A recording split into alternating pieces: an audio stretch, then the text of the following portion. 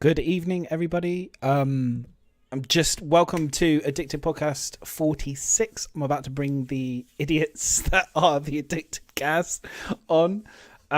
So yeah, I hope we're gonna have a good evening. Currently this evening we've got some good guests on, and you got some craziness about to begin. So if you haven't got a drink, get a drink, and I'm about to bring everybody online. Oh, at least have the Big Benny's music Here they playing are. over and over. Pretty good idea. Here they are. Oh, no music, just pictures. Just pictures. Just pictures. Hello, everybody. Woo! No. Hi. Hello. Good evening. So currently we've got special needs up there on the top in biomechanical. We have the magical magic Mac, SuperMacbrothersRyan. We have Miserable G, myself, and we have a wonderful artist creation magician as well. It's very full of magic, really. Is West Sage with us? First time on Virgin. So You're a wizard, Harry. always nice to have virgins on the channel. So yeah, it's going to be absolutely ganged on by four of us. So welcome, Mest. I hope you have a good time and want to come back. I don't think he will. Yeah, he's clearly not. He'll have a good time, but he might not come back. Let him speak. Thank you. So yeah, so we'll do our usual introductions. We'll just find out what everyone's been up to, and we'll go around. So we'll just go around clockwise. So Bio, we'll start with you. How's your week been? What you been up to? And give us an intro, who you are and what you do. My name's bio_mechanical on Twitch. Hopefully most people in chat have already seen me before. I'm back into streaming again fully now. I've got a schedule now, so that's cool. Are you sticking to it? Finally. Yes, I am sticking. I've managed to get the Addicted community to grow even more. We've got new people coming in recently, so it's a bit cool. That's what happens when he goes to a bar, citizen. Yeah. You're now addicted. You're now addicted. You're now addicted. Out all that crack. Whenever I know this happens, right? Every single time it comes to me to talk, right? These guys take the piss, but the moment it's these guys' turn, everyone goes fucking quiet for We this. demand respect. I mean, I don't know. Rude. I don't know about you guys, but I mean, he's inside wearing sunglasses, so I don't know why he needs any sort It's of really respect. bright. He's got the sun. in It's his really head. bright, you know. But yeah, I've had a really kind of good time streaming. I've had quite a few people host over to me recently, and new people come into my channel, and it's been quite good. Getting more views, so more subscribers, so it's all good. Having a really good time. Excellent. Yeah. Very good. Very good. Super Mac, haven't seen you for a few hours. How are you doing? I had my tea. Did the pots, basically. Just, Yeah. I'm doing well, thank you. Yeah, I'm streaming as often as possible. Enjoying it. Getting around there like a virus. But no, it's going well. A lot of giveaways going. A lot of the community's been awesome, as always. And really thoroughly getting on with it. It's died off again after CitizenCon, so it's a bit back to the basics of sitting and talking nonsense for the next And growing your beard. few. Growing a beard back, yes. It's coming, but I may settle around with stubble. It's looking good, Miz. It's looking good, man. It's growing back quick. Son of a bitch. Yeah, I think me and Miz are swapping places. Yeah. Swap places. I'm going to do Max streams temporarily until his beard grows back. It is a bit scary. You know when they say like people like spend too much time together, do tend to kind of morph into the same person. You are It's kind true. of, you've been, yeah. I mean, after this, right? If you don't know, we did the British. I've shared the bed with him more than I have my wife. So. He has. He actually has. We cuddle now and again when it's cold. But we now we're doing this BritainCon stream. It's going to be even worse. We need to start doing the exact same facial haircuts. Okay. Wow. Hello, just literally do the same. We're going to be like Jedward, but in a good way. Is there a good way to Jedward? No, I saw him at the airport once. Did you shoot them? Shoot them? Shoot them. I was gonna. That was a cross between shoot them and hit them. Okay, right, shit them. Shit them. But there you go. I shit them. Yeah, move on. I'm done. Okay. Whatever. I don't know. West Sage. Welcome, sir. Tell us Thank what you you. do. Tell us about yourself, what you do, Star Citizen. I mean, I have to be honest, I didn't know a huge amount about you until Miz told me about you, and I know when I looked up on some of the stuff that you've done, and I was like, wicked, perfect. He's a great guest to have on. I'm really excited to have you on board. Amazing stuff. Tell us a little bit. We'll probably, let me see if I can... I'll let you talk in a minute. Should I wait? No, go on. Something? Yeah, Tell shall I people wait now why to we- finish, or- You'll be there all day, mate. 2 seconds. so- Video died for a second. Yeah, go for it. I'm basically just a 3D animation artist. I do Come on now. just quotes.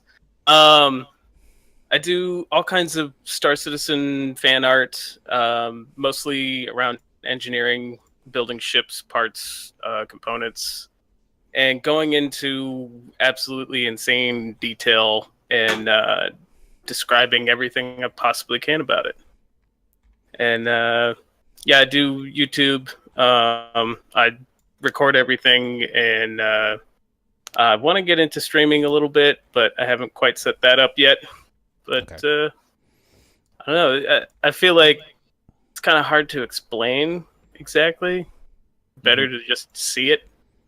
Show it. No, so I'm going to get it. I'm digging absolutely. it. Don't worry, Yeah. I'm picking it up now. I'm going to He's try a and show you. streaker, not a talker. Yeah.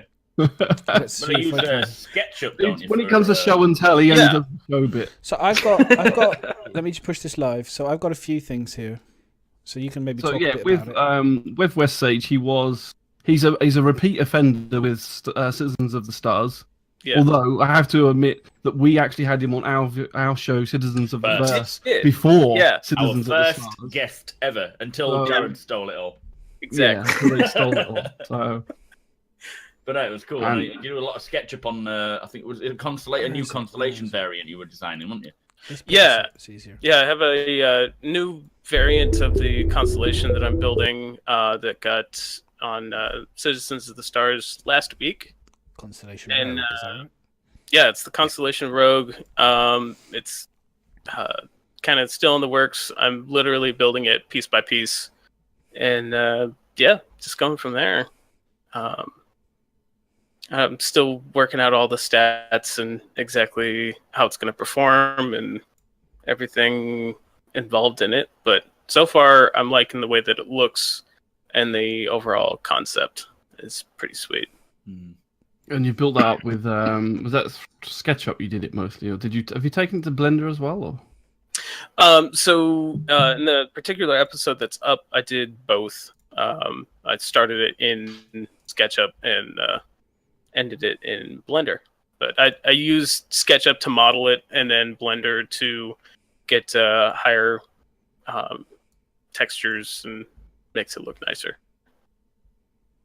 Looks pretty. The does look pretty. level of detail is definitely CIG crazy level. Yeah. And Well, not crazy. Well, that video you did, well, not the video, the Constellation Rogue that you've made is split up into, was it like 9 videos now? That's how long it's taken you to make. Yeah, and I've only got 2 bedrooms, a hallway, and part of the cargo bay done, and that's it. So each episode takes me about 4 to 5 hours to do, and then I speed it up about 20 times the recording speed. So to get to the end of this video, so I'm trying to think how long this video was. Hang on. This was 16 minutes. How long did that take you to do this, to get to here then, this whole thing? Did you say already? This one I actually cut out quite a bit of it because I was just messing around trying to get something that looked nice. It was probably around 7 hours ish. Was that in one sitting? Yeah. Which is pretty. That's pretty quick, really. I mean, When did you go to the know. toilet? I don't. Yeah, the bottom. Yeah, the It's a bottom of bucket. the funnel. It's got a cork up there at the moment, it's fine. Up there. That's why Female. it's smiling. On his ass. Oh my god. So- You only got Okay, one guys, cork it's been a great toilet. show. I'm going to call it there. We'll catch you guys. Jesus. Right. But I mean, so what was the next stage then? What's the next stage after this? Because at the moment I was looking at it, I was going, "Yep, it's fantastic, it's great. I could do that in Illustrator." What happens next? Do you put it? No, but it's fantastic. I'm excited. You're going to make this 3D as well, right? So you're going to take it to the next level. Is that the plan? So, actually, before the latest episode, it's already in 3D. So if you go to the episode before that, hang on. This particular episode was just for Ships Illustrated as a advert in it. This one, episode 8. Okay. Oh, okay. So it was the page 3 that was. Yeah. Oh, yeah. Ooh, look at this. I know, guys. fancy. Fancy. So are you self-taught? Yes. Okay, so even better. So superb skills for self-taught. I think it's been self-taught is even more impressive than. Yeah. So this is building in 3D. So this is SketchUp make. Look at that! Look at that! It's insane. Yeah. So I went through, built all of the electronics, and in this one, I'm doing the wiring for the control panel that controls the circuits into the one particular room. Okay. And so you're doing, okay. And is there a particular need to do that level of tiny little details, or is that just a personal choice? It's a personal choice. Like my goal is to kind of almost blur the line between, questioning if this is real or just a video game ship. Okay. Yeah. So just putting an absolute insane amount of detail into it. Fidelity for the high fidelity. Chris Roberts' favorite words. Fantastic. Exactly. Wicked. So let's see if I can get to the end, because I want to whiz on just to try and see if we can get through it. So you're building all the panels. So the next move is to get CIG to actually commission it as a ship. Yeah. Yeah. What's the role of the ship, Wes? So it's so that's kind of what I have finished so far. So far. Yeah, so far. Fucking amazing, ain't he? Yeah. Let's see some of your 3D stuff as well. Do a couple of things. You've got a sword here as well. There you are in the corner. Yeah. That also got on the Citizens of the Stars as well. Yeah. As it's the topic of conversation, the Xians are doing obviously the vocal and stuff. So you did a cool sword and stuff. Nice. I did, yeah. So how does this work? Does this finish with a really high level it does, yeah. Render as well. Okay. Yeah. I mean, if you jump towards the end, I kind of did the model and then. Look at that! Check that out. Yeah. Very nice. And then I nicked it and gave it to my bot. You did, yeah. That's superb. Very nice. And is this is an engine that's used for building assets for in computer games, right? It's a program called Blender, and it does like higher end texturing and modeling, animations, video game stuff. I mean, you can use it for a whole multitude of things. It's basically Maya. Pretty much the same thing as Maya. It's just a free version. That's what CIG use for their helmets and assets and things, isn't it? Yeah. Weapons and whatnot. Well, that's very cool. So, going back, I use this one. I used this when I was doing 3D. I used this program. Did you use Board Gamer? when I was learning, I used this one, which is a long time ago. This is old Maya work when I was doing it. So I was curious to see what the difference is between Blender and Maya, because that's me doing it in like early prototypes a long time ago. Blender's free. That's the difference. Yeah. When you do like, it's interesting to see the difference. Bicycle. Yeah. It's a bicycle. Well, so I do believe that the group that made Blender were actually working on Maya and originally wanted to make it a free program, and when they wanted to monetize it, they split off and they made Blender, and then the rest of the company made Maya. Okay. So it's literally the same program. Wow, that's cool. Nice. That's very, very cool. Very, very cool. What is it? The program? The program. No, it's very cool. It is. The program. Yes. The fact that they're Fire making it, program the fact that talking it's for about. free, it's free. And I mean, I know how powerful Maya is in terms of the how they use that for film and stuff. So if there's like a free version of this type of thing, it's as good. Then that's awesome for people to use. Yeah. That's and to learn 3D and stuff. I'm all for that type of thing. It's fantastic. I mean, I haven't done it for years now. I'm so rusty. I've gone back to shoes. I haven't done any proper 3D work for a long time. I'm super rusty, but I'd love to get back on it again. It's always inspiring to see other people. How are those 2D shoes working out for you? What for me? Or the drawings. He's got flat feet. No, so. I'm just, yeah. Oh, It's fine. You're not picking up on these jokes. at I'm all. not. The problem is when you The host, thing you is, when you can't. host, the It's so stress is fucking hard to keep up on the jokes. jokes. It's so Take easy to anything troll. serious. Right. Okay. So, oh, fantastic. That's really cool, dude. Really appreciate you taking the time to do that. I mean, why did you choose it? Just because I'm always curious. Like, why? Why did you choose Star Citizen? What got you into Star Citizen? Originally, I was just looking online for spaceship concept ideas and stumbled across some of their stuff and looked into what they were doing and just jumped on the bandwagon and Did you enter went that from there. competition? Did you enter the competition for the prize for the wherever that was when the Redeemer won it? I think. Design Oh, the the shit shit. competition. Yeah, I joined just after that finished. Otherwise, I would have. But yeah, So we could have, instead of that stupid reclaimer thing, Demon. we could have had the Constellation Ghost. We could have had that. That would. Where were you? Get a new time machine, What? get back and enter it. Okay then. So Miz, how about yourself, mate? What you been up to? Are we still on that? Are we? Right. We're just on intros. We're still on intros. I streamed some stuff. No, I did. So I think on Friday we did the BritainCon stream on the BritainCon channel. Yeah. So that any of you in chat that hasn't yet given them a follow, please make sure you go over to Twitch and give them a follow.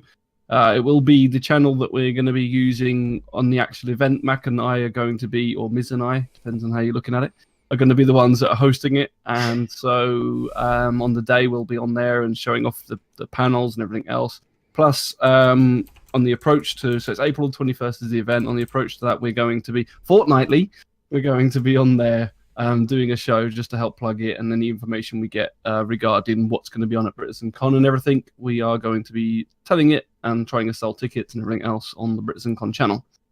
Plug done. Right. Still, is it addicted?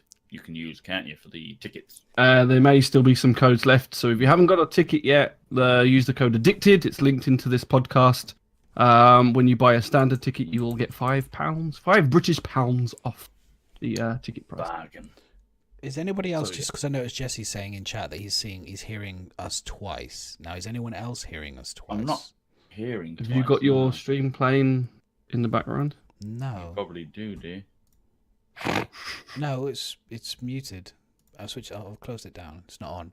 He's just muted it, guys. That's what he's he's No, it was That'd be good muted. now. It's always muted. I don't have it. Is anyone No else one else not is hearing hearing it No, twice. it might just No, be no, you. no. You might have to refresh. Maybe it. Jesse's got two pages open. Yeah, maybe. Have you got two monitors? Shh! That money is on its way. Don't worry. We'll keep it on the stream. Don't worry. All 12 computers that you've got on the stream. It's fine. Don't worry. We'll make sure it's all on its way. Yeah, it's madness when he goes, very cool, very cool, very cool, Very cool. very cool. Oh, is that what he's saying? Shut No, up. Be honest. I'm multitasking. You guys do a podcast. Multitasking. Never mind. I'll shut up. I'm reading and drinking at the same time, and he gives me a break. Anything else, Miss? Yeah, so we've been doing that. I was streaming some Destiny 2 afterwards, and I was going to stream some Star Citizen and then realised I'd rubbed off 2.6. After telling Mac to install it, I'd also rubbed off Hang on, 0.6. you rubbed you don't off. have it You were either. rubbing off what? Sorry, say that again. Rubbed off. You Rubbed off 2.6. Finish it off before I moved on to 3.0. You rubbed one off for 2.6. Yep. Okay. So yeah, when you install 3.0, it obliterates 2.6 and says "fuck off this machine. I am now superior." And so Wow. rubbed it off. And so yeah, I haven't streamed that yet. And on top of that, on Tuesday nights, I'm doing my paint, prattle, and roll with Desmarius, and we've started this little guy here, which is the pilot from the Star Citizen website. I don't think you can actually buy them anymore because we had a look. So yeah, I'm in the process of painting that, so we should be hopefully continuing that tomorrow. Very nice blue. If anyone wishes to come and have a look, but other than that, yeah, that's me for the week. I think. Pretty cool. Pretty cool, man. Pretty cool. I've been streaming when I can. My internet crashed Who asked due you? to OpenReach. Yeah, nobody asked. Oh, fuck off. BT OpenReach. If anyone ever sees any BT OpenReach van, check your internet, and if your internet goes down, go outside and kick him firmly in the nuts until he actually makes sure that your internet is done, because otherwise your internet is ruined, and you're going to have to wait for quite a while. What you really did is went up there, cradled him a cup of tea. Please fix it. Do you know? Check Joe is a man. If you go running up and start kicking a girl in the fanny, she ain't going to appreciate it. And it won't make any difference. I don't think a man would appreciate it. So what's the? That's true. Whoever, it does. At the end of the day, then they're just evil people that break your internet and ruin your life for a day.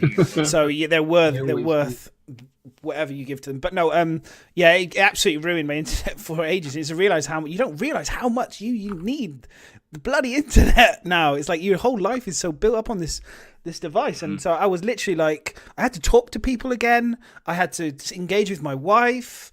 It was horrible. I was like a living nightmare. He got engaged with his wife. I was like, it was a living nightmare. So I was literally on the blower as fast as I could. What was funny is that they did the old contractor roundabout nonsense where you ring them up and it's like, Sky, hey, my broadband's fucked. Someone's fucked it. Can you come over and sort it? And they're like, no. And I said, oh, it's a BT OpenReach guy. Literally an OpenReach bloke outside on the box. You'll have to talk to BT, and then you ring BT and then they go, oh yeah, it's OpenReach. You have to ring OpenReach. And then the OpenReach guy goes, yeah, you'll need to contact your provider to get it. I'm like, what the? Are you for fucking real? Yeah, they're actually separate companies, aren't they? OpenReach and BT. No, what you find is the one guy going, yeah, hang on. Are you? I was like, literally, yeah, exactly. Putting on different voices. Guys, I'm knocking this fucker off. Hang on. I was like, I have to keep my language because we've got a PG stream host. Thank you, Ned, for the. I do apologise for anyone if you did hear any. I have to keep it kind of clean for a little bit at least. So yes. Anyway, so I was very upset, shall we say, with them, but we finally got it fixed. Bothered. We finally got it fixed. Actually, what was quite funny, I tweeted it within about 5 seconds. They tweeted in return. So that was my. Is the best way to get a response from these companies. They ignore everything else, but you tweet them and then straight away it's like, oh, we'll fix that for you. It was amazing. It was literally like a couple hours later. It was like, yeah, engineer sorted and he's out. And I was like, oh, I'm doing tweeting again if someone does something bad. Domino's, terrible delivery service, 4 hours wait. Hey, free pizzas. So no, that was my life. But my streaming's been good. Community is fantastic. Like I said, we've hit over 1,000 followers. Trying to do, which is fantastic. So, trying to get some t-shirts out to my subs at the moment, which we had some problems with the quality of t-shirts. So if anyone knows anyone that can print dark colors onto dark t-shirt with a really good quality, please contact me. Because at the moment I'm having real problems finding a good t-shirt printer that will print good reasonably dark colors, because at the moment if I showed you the t-shirt printed out, it is shit. So I was tried TeePublic. Very, very disappointed. Are you sure it's them and not your image? Well, I sent the image, but I put the image up on my screen. But it's hard because obviously screens run on a different RGB color screen versus CAYMK, which is the file printout and stuff. So then, but then it was just printing out. I think it's printing out dark, and then I think it's. I looked at a white T-shirt that they did. I don't want to go on this for too long, guys. I do apologize, but I printed out a white T-shirt that they did, and it was dark on that as well. And I was like, so anyone knows anyone that does really good quality t-shirts, please whisper me or send me a Discord message. That would be great. And I will happily advertise. If it's a personal, someone's got their own company, I will advertise you and I'll put you in my whatever channel and we can sort something out. So, okay. Yeah, that's it. Let's start on with the show. Let's get kicking on. Let's crack on with Star Citizen. So to this week it's been quite interesting. I mean, I have some serious salt today, which I'm going to try and Don't you always? Can't do it. What Keep does say? it- Let me know when it's coming. I'll go and get. I'll try and keep it on the down low, but it's justified. So it's not. I'm not trolling for the sake of it. Is it But I do. justified? It's always justified. It's baby. not. It's not justified. We've gone over this over and over again. For him it it's is, to- but it's for us to- it's not. It's yeah. totally justified. But Miz really did not. kind of set me up nicely. But what I thought was pretty cool is, so we've got, the first thing I saw was the from the theaters from last week actually, was the Xi'an translator. Has anyone used it? Yes. Work. Yeah. Will, to be honest. Does that work? It doesn't work. I've tried it. It works with obviously the words that they have created, but Yeah. for the moment, until they create more, it's The not. problem You've is been trying to test swear words, are you? There's multiple words for the same, like multiple Xi'an words for the same word. So if you put it in, it won't necessarily give you what you're after. So it's, I mean, it works to a sort, but not brilliant. Yeah. Oh, okay. First iteration is not too bad. First iteration, but not too bad. Okay, Mm. because we had because what it did was it quite leaned onto. I don't know if anyone's noticed, but if anyone's seen online, we've got they've been putting out the Xi'an the different food. That wasn't Xi'an food. It was just some fan Oh, had made. that's Uncle Banners, but people have been doing some fan based food stuff, This which I is thought was quite fun. fan. So we got the Xi'an chop soup express, I think it was. Which you can Is it see the here. Jan that eat like horrible Van Duel? Is it the Jan that eat There it is. like plants and things, or is that the Banu? I think it thought- might be the Banu. I think so. I thought I was so impressed with this. I thought they just got to do it. I was like, it's just so good. It's just so Yeah, good. I mean, Uncle it's an interesting topic in terms of branding and what sort of because I think someone said a few weeks back that they should have actual real life branding in the game to make it feel more believable into what we're playing. But I don't know, when you see some of this stuff with the made up branding, and I mean they're really good, really well done. I mean, it would be cool to have like Coca-Cola, although it would cost them a fortune. You know, like brands that will have existed for the whole 900 will it? years. Well, I think they'd have They'll to pay. No, Coca-Cola would pay to have their advert in the game. Would they? Mm. Yeah, because it's the same. You know, it's getting advertising from. It's the same way as they do at football grounds and stuff. They pay to put their advert on So the if I went to Coca-Cola, banners and and stuff. if I advertise your shit in the back of my stream, Yeah. what are you going to pay me? If they thought you were worth it, they would pay you. Yeah. There we go. If they think I'm worth it. If they, what's that? No, New to Mac's channel, he's been sponsored by Coke. But it's Sorry, Miz. But it's valid, and if it's based on like kind of Earth, I don't see why certain brands. I mean, why couldn't Coca-Cola still be around X number of hundred years from now? I mean, It will be. They're still It will around. be. I don't see why. You They're know, in same every fucking fizzy Santa drink. truck, but it'll be on the side of a Holly instead of a. And they'll change. Holy, yeah. Yeah. Cola is I don't- coming. yeah, I don't- And they'll change the color of the Santa again. yeah, exactly. Well, yeah. it was originally green, wasn't it? I think. Yeah, and they made it red to make it look more friendly Fucking Coke. instead of Robin Hood. Ruin everything. This person does seem to have a fixation with cannibalism, though, or kind of eating the aliens in the game. Everything's like either eat a Banu or eat a Xi'an. It's like or drink a Van Duels. The Whatever Xi'an the one Van is so Duels. funny. It's like he's eating himself, which is really weird. It's cannibalism, but he's got a bowl Yeah. of soup in himself. And It's like, I love that though, because it's like kind of it has, whoever did this, it has that kind of Fallout kind of feel about it, that kind of slightly quirky, slightly Yeah. kind of cute, but there's a real dark side to it as well, which I really like. Yeah, so I'm a fan. Well, Whoever, I'm a Can real of fan. baked beans in DayZ, wasn't that? Is it not baked beans or something beans? There was something they called it. Anyway, I'll go grab dude. a beer. We added cocaine what- back into the formula. Yeah, well, or some sort of thing. That would So be what's your thoughts on, like, everybody's thoughts on if CIG did get, because like obviously there's already been a little bit of outcry from some people. Some people don't mind, some people do, with like the Intel sponsorship. So I mean, does this mean we're going to see Intel banners, AMD banners within the universe? And you know, what do you guys think? This is good, bad? Should we have it or not? Oh well, that's I'm not really too bothered about having. I don't mind them having a mixture of brands, perhaps, that we know about, but as long as they're brands that I think would be legitimate brands that could be still around. You know what I mean? Like, rather than like, you know, just choosing a brand because they've given them a load of money, it would be kind of cool if they approach brands and were like, do you know what, that brand would be cool if it was, we know that brand's like Coca-Cola and some of these big brands which have been around for like hundreds, over 100+ years. It would be kind of cool if they, made sense that they'd have them in that. I know there's talk about like Elon Musk, and they've already mentioned his name and a few things with him, so maybe they might bring in something from him. I don't know, maybe SpaceX, or they could be one of his companies. Or I think he's maybe even going to be in Star Citizen, possibly. They might. It would be cool to put him in the history of like. It didn't have to be a present forerunner of like space tech. Sorry, but it could have had like a history a few 100 years ago. Talking like about a relative, his like a great. Sort of relative of his running the business or whatever. And started a aftershave range. Yeah, you probably contact Madness for that one. Yeah, but no, I think it makes. I just think of games like they showed us like Blade Runner, for example. They said, it's got the Blade Runner effect at Citizen Con, and I'm like, well, if you actually look at Blade Runner, it's full of neon lights, it's full of advertisements, it's full of dirty advertisements and clean advertisements. It's full of that. So, our lives are full of that. It wouldn't make sense not to have advertisements everywhere in my brain. So I don't mind it. I think at the end of the day, if it's done like I think once I said, if it's done tastefully, I agree, and it does, done the right way, and it brings money to the game and revenue, then I'm all for it personally. I really am. Not a problem for me. What do you think, Wes?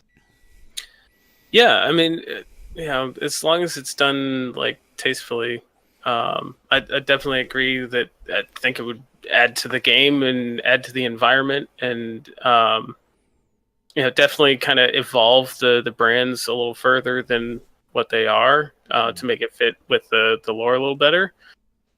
Just as long as it's not like, overly done where, there's like an entire planet that's owned by Intel and it's all, that would just be ridiculous. But planet obtain. So as long as they're not advertising real things like we have now to buy, that would piss me off more than anything. Intel selling their SSD drive that they can buy in store now. I'd be like, that's ruining the immersion. So for me, on the tour, okay, and on the right is Intel, where you could obtain your future. You dickhead. All right, let me find BIOS window. Yeah, I don't think they should link it so that I think it should be fictional and realistic and real. Oh, I don't think they should have, like you say, advertising the new Intel things that is now available in store in real life. That would just kick in the nuts. No, but yeah, I can see Intel being a name and now that they've got into bed with them, I am sure that it will be somewhere down the line. But I can go for that. I can see that. Big brand names, definitely. Don't see why. I think probably the way most people are looking at it then, I guess, is as long as it's like a poster or a billboard and it's not really affecting your game, but it's adding to the atmosphere, then it's fine. If it starts interacting more, then maybe less fine. I don't know. That seems to be most people's thoughts, I would have thought.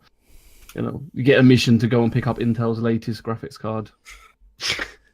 Drop it off somewhere.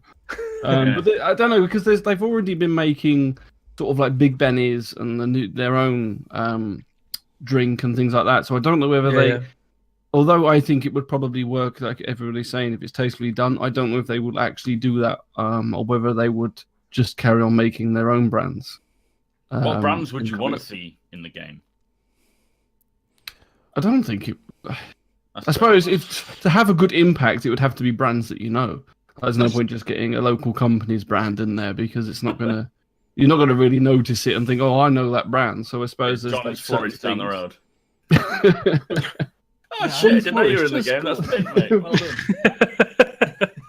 Or they could just sell advertising spots. It's a global game. Yeah. It's a global game. So I don't, there's we know obviously the big brands that we know about, but there are other brands in China and Taiwan, and I think it could be a good way of touching and reaching into those gamers, those communities, to having their brands as well. Maybe adding one or two brands from around the world, different, brands, to kind of just have a few. I think just to add a spice in there, just to say, a few of these brands have survived for 200, 300 years. It doesn't have to be all of them, just a couple, just to throw it in there, just to kind of link us back to, because it's based on humans, and Earth is meant to be in the game, right? As far as I'm aware. Yeah. That's. I was about to say the same thing, because my opinion would be that everything that you guys said, but it also gives you that kind of sense of feeling like, oh yeah, this is definitely the future of what we know. Because damn, there's Coca-Cola, but in so many years' time, it's crazy. Different flavors, Gion Coca-Cola flavored and Vandoor flavored Coca-Cola or something, that they can enjoy and taste from all the different aliens, different spices and flavors from exotic galaxy Coca-Cola, all that kind of stuff would be quite cool. I think we will be able to advertise ourselves as well. I think he said, orgs can advertise on the side of like full Cs and whatnot, and your services basically if you're like a really good mechanic. Yeah. Hopefully we'll be able to sort of advertise on the side of a whole C panel. If you need help, use Moby Glass, Moby number, blah, blah, blah, blah, blah.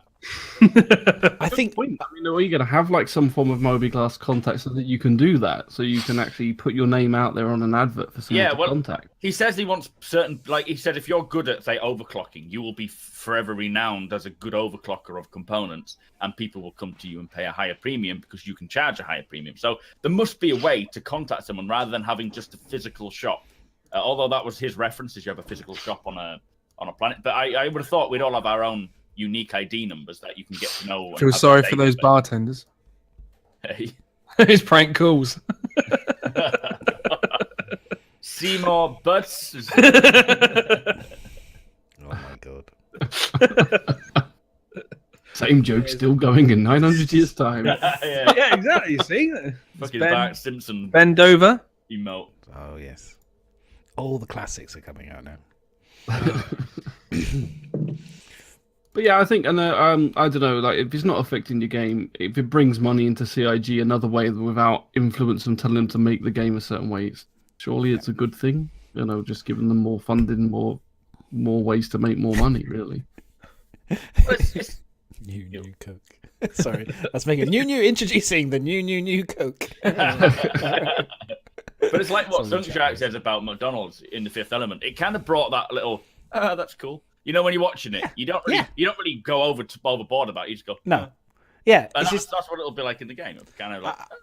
I think that's... It's grounding the game. It's bringing it into a bit more of a believable reality. Because you can relate to it. Familiar to Yeah, exactly. Anyone else? Anything else? Or should let's move on to the next glorious thing? Unless anyone else has got anything else to add. Right, Mac, you're going to love this bit.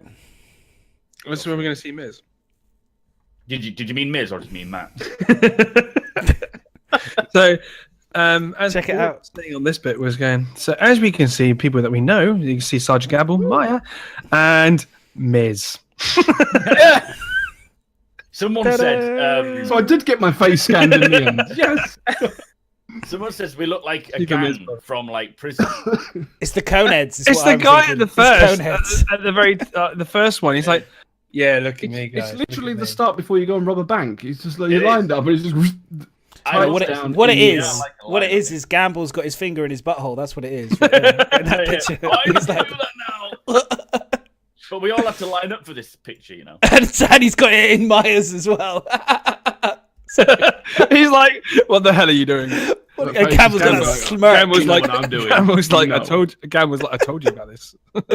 Oh my god, it's so bad. But do you know what? Me and Miz were talking about this. It is spooky how good that is. You can tell, can't you? You can tell exactly who they are.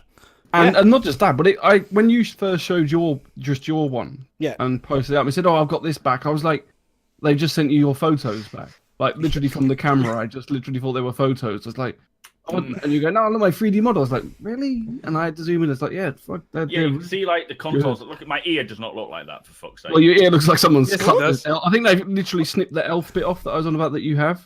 Yeah, so you look like an elf. They've snipped it off. Your ear does look, yeah. But we're not having any elves in this game. We're not having any accusations. You just missed the female. Then there is a female in there. I may have tucked it in. I don't know if I did or not. It was a lot of. It was very sausage fest, wasn't it? No, you started off and you tucked it. There is one female.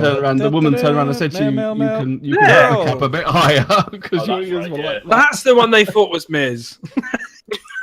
And then. It's like, what? Do you know what? It's the eyes. I was so impressed with the eyes. For me, it's like you can tell, a lot from the eyes, as they say. But no, it was like when I saw the eyes and the eyebrows. And what was fascinating, what's amazing about this in terms of like Uncanny Valley and stuff is an artist isn't having to try and avoid the uncanny valley, because the truth of the matter is your eye knows that these are real people, because you've got all the flaws, the imperfections, there's no mirror symmetry between the faces. You're not trying to make them less attractive. They just really are unattractive. That's the reality of it. And so, that's the beauty of what it is. That's why you have to fulfill the ugly box before they let you have your face scanned. That's what the uncanny valley is. It's basically ugliness. Ugly as hell.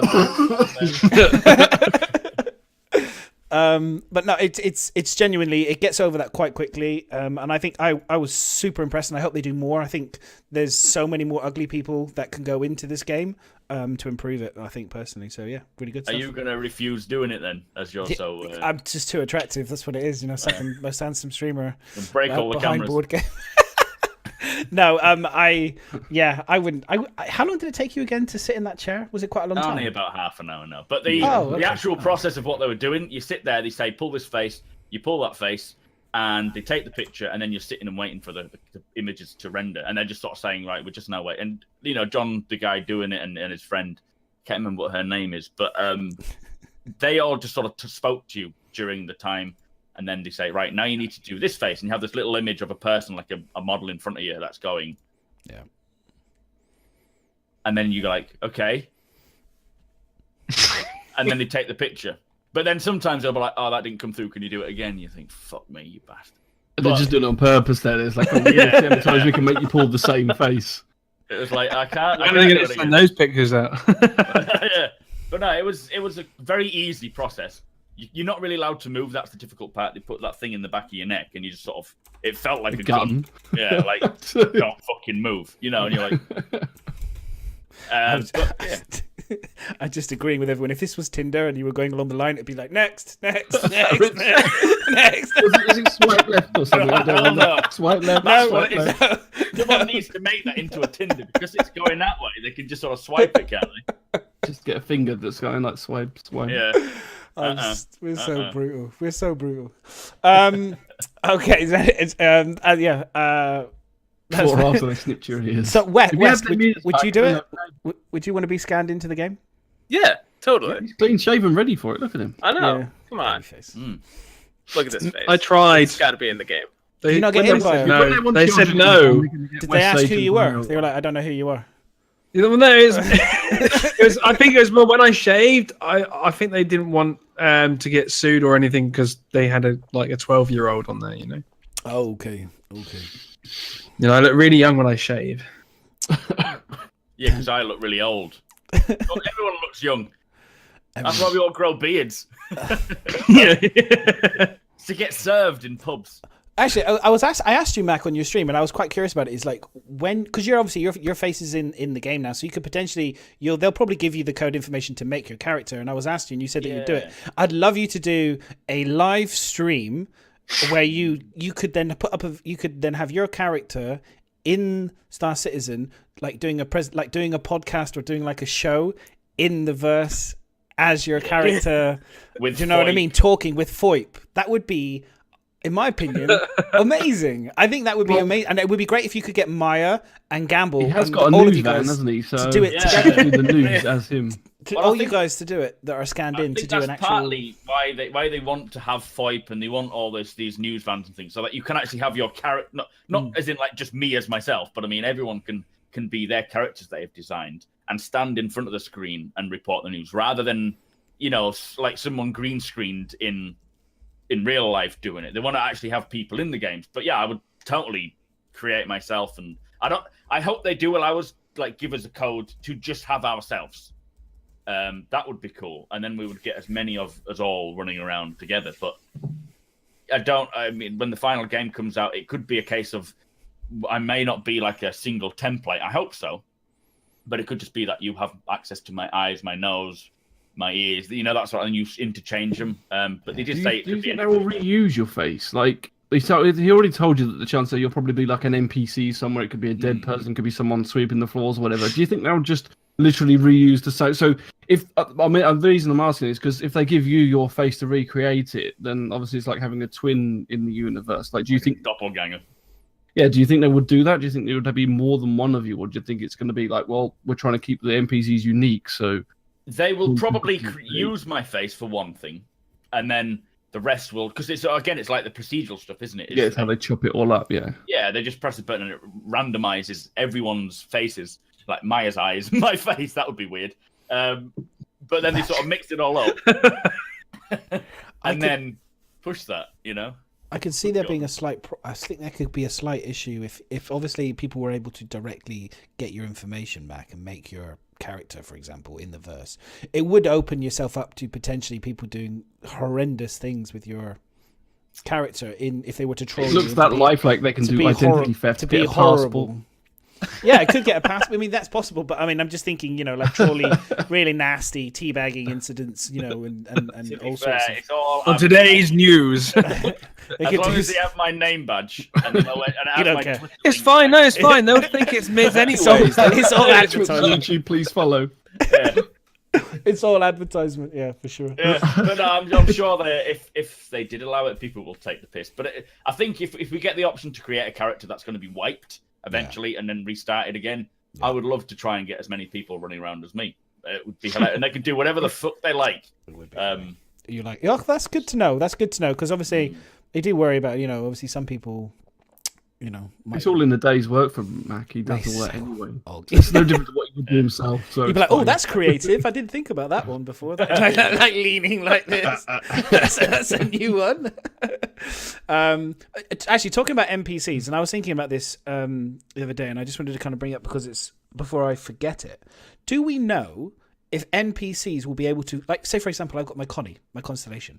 I can tell the Connie, the NPC pilot, or whatever, or someone that's one of my NPCs just float on the ship, and can say, "You get in that Merlin and defend me," and he will then turn into like a flying pilot and will defend my ship.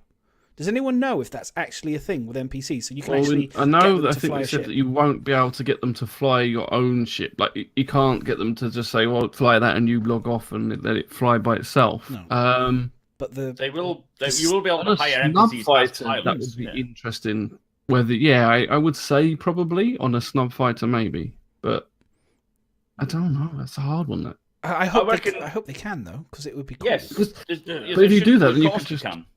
Well, you but then does that mean can you hire NPC bodyguards and not bother with people at all, and then they'll bring 6 ships up with them? You can hire a full crew of NPCs without even having to have a single real. No, that's a crew. What he's talking about is actually ships. So can you actually go and hire 6 people? You can hire mercenaries, yeah. Well, I'm thinking, why couldn't you hire a? Yeah, I'm just thinking a pilot. I was just thinking about. I was thinking because if you're ever on your own situation, you could say, you have one of your NPCs and you could just tell them to get out. Because you've got to fly your main ship, you want to protect yourself. You could at least get out and fly the defender. If you're in a Banu merchantman, for example, on your own, you're flying around. Not that you probably would be on your own, but if you happen to be on your own, and you've got a defender parked in the back of it or wherever the defender is in, you need to give yourself a little bit of time to survive. It would be great to have the NPC get out into the ship and then at least do a little bit of interference for you, or get because they're going to have NPCs in the turrets, right?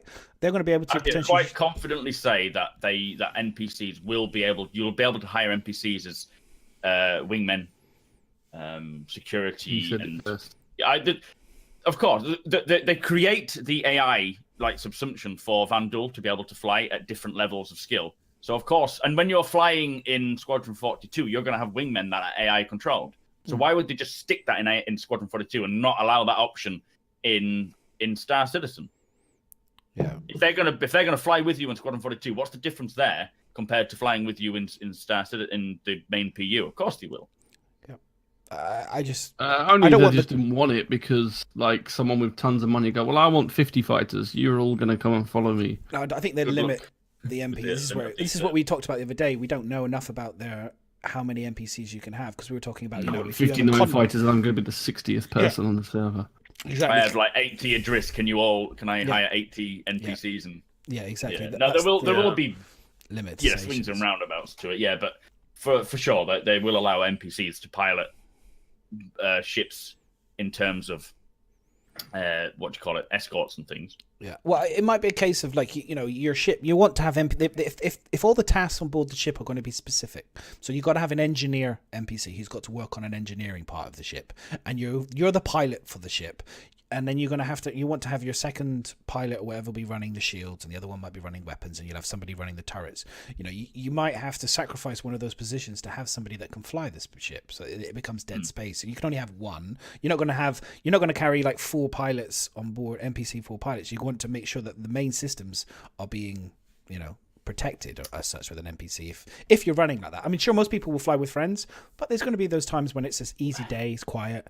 You don't need to hire. The way I see it running is that if you have a crew, you'll hire a crew. If it's all NPCs, for example, you'll have an engineer, blah blah blah, all these little stations filled. But I don't see why you could have like an Adris, for example. You could have 3 ships in the Adris, like Gladius in the Adris, and you could have 3 pilots, NPC pilots, sat around doing nothing. Yes, you would be paying them, which is a bit shit, but they would be available for then when the situation arises because there's a pilot ready room. Now, obviously, it would be a lot better management of money or finances if you just had, you just took someone off from one station to do that and fly. But each NPC will have stats that increase based on how much they do a certain task, unlike players.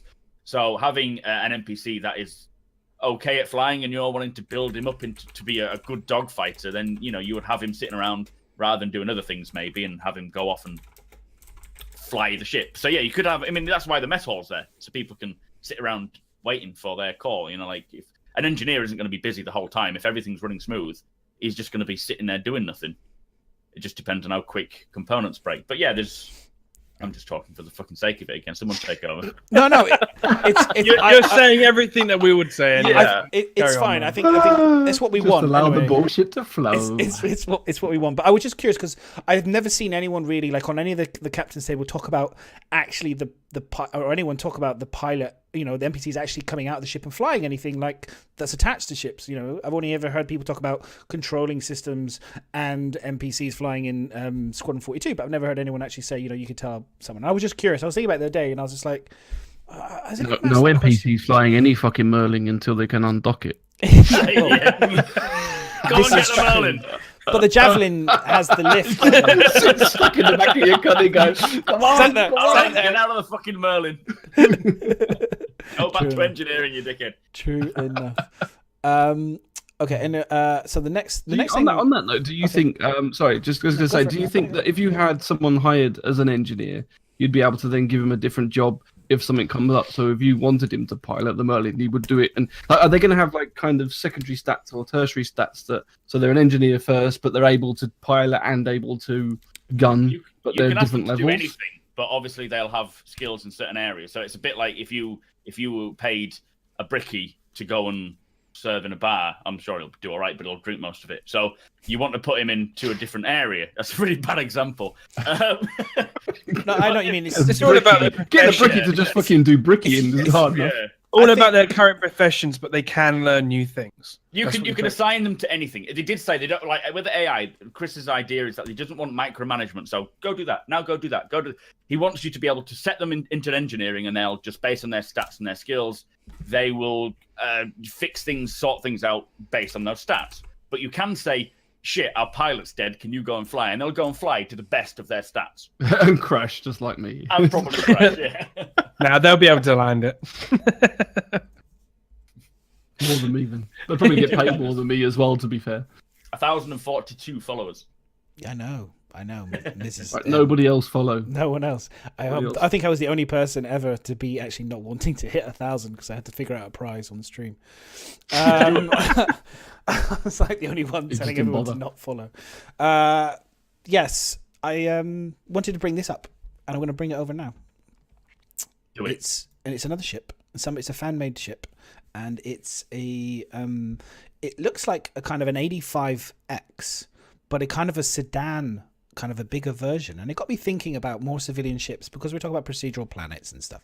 And I was thinking, we've got 2-seaters, but do you think we'll get sedan style 4-seaters? Maybe we could get a people carrier-esque type of vehicles for the cities, which they're not for anything other than just kind of zipping around. And we've got the Noxes and stuff. I'm kind of I just saw it and I kind of thought it was kind of cool, to have like a kind of a 4-seater kind of thing where you just sit in it and chat. What do you think? Do Bohemian Rhapsody. Ron West, tell us. Well, just talking about the that kind of aspect. I think it would be cool to have more of like a NPC like taxis on planets, because thinking about it personally for myself, I'm not going to want to to buy a ship that is only usable on a planet and then have to transport it somewhere else to use it on another planet, when it'd be much easier to just rent a taxi or get on some sort of transportation system to go from point A to point B. They have, and I actually read this out today on their funding, $24 million stretch goal is a public transport system. Because I was thinking this the other day. If you've got like a friend with an address who is wanting a crew of 8, you're all going to arrive in ships, and he'll only have enough room for 3 ships. And he might not want those. Like if I arrive in Aurora, he'll be like, I can't fucking use that. So you're going to need to get to those locations differently. And it did say a public transport system where you can have starliners, long-range transports, charter ships, and flyable shuttles.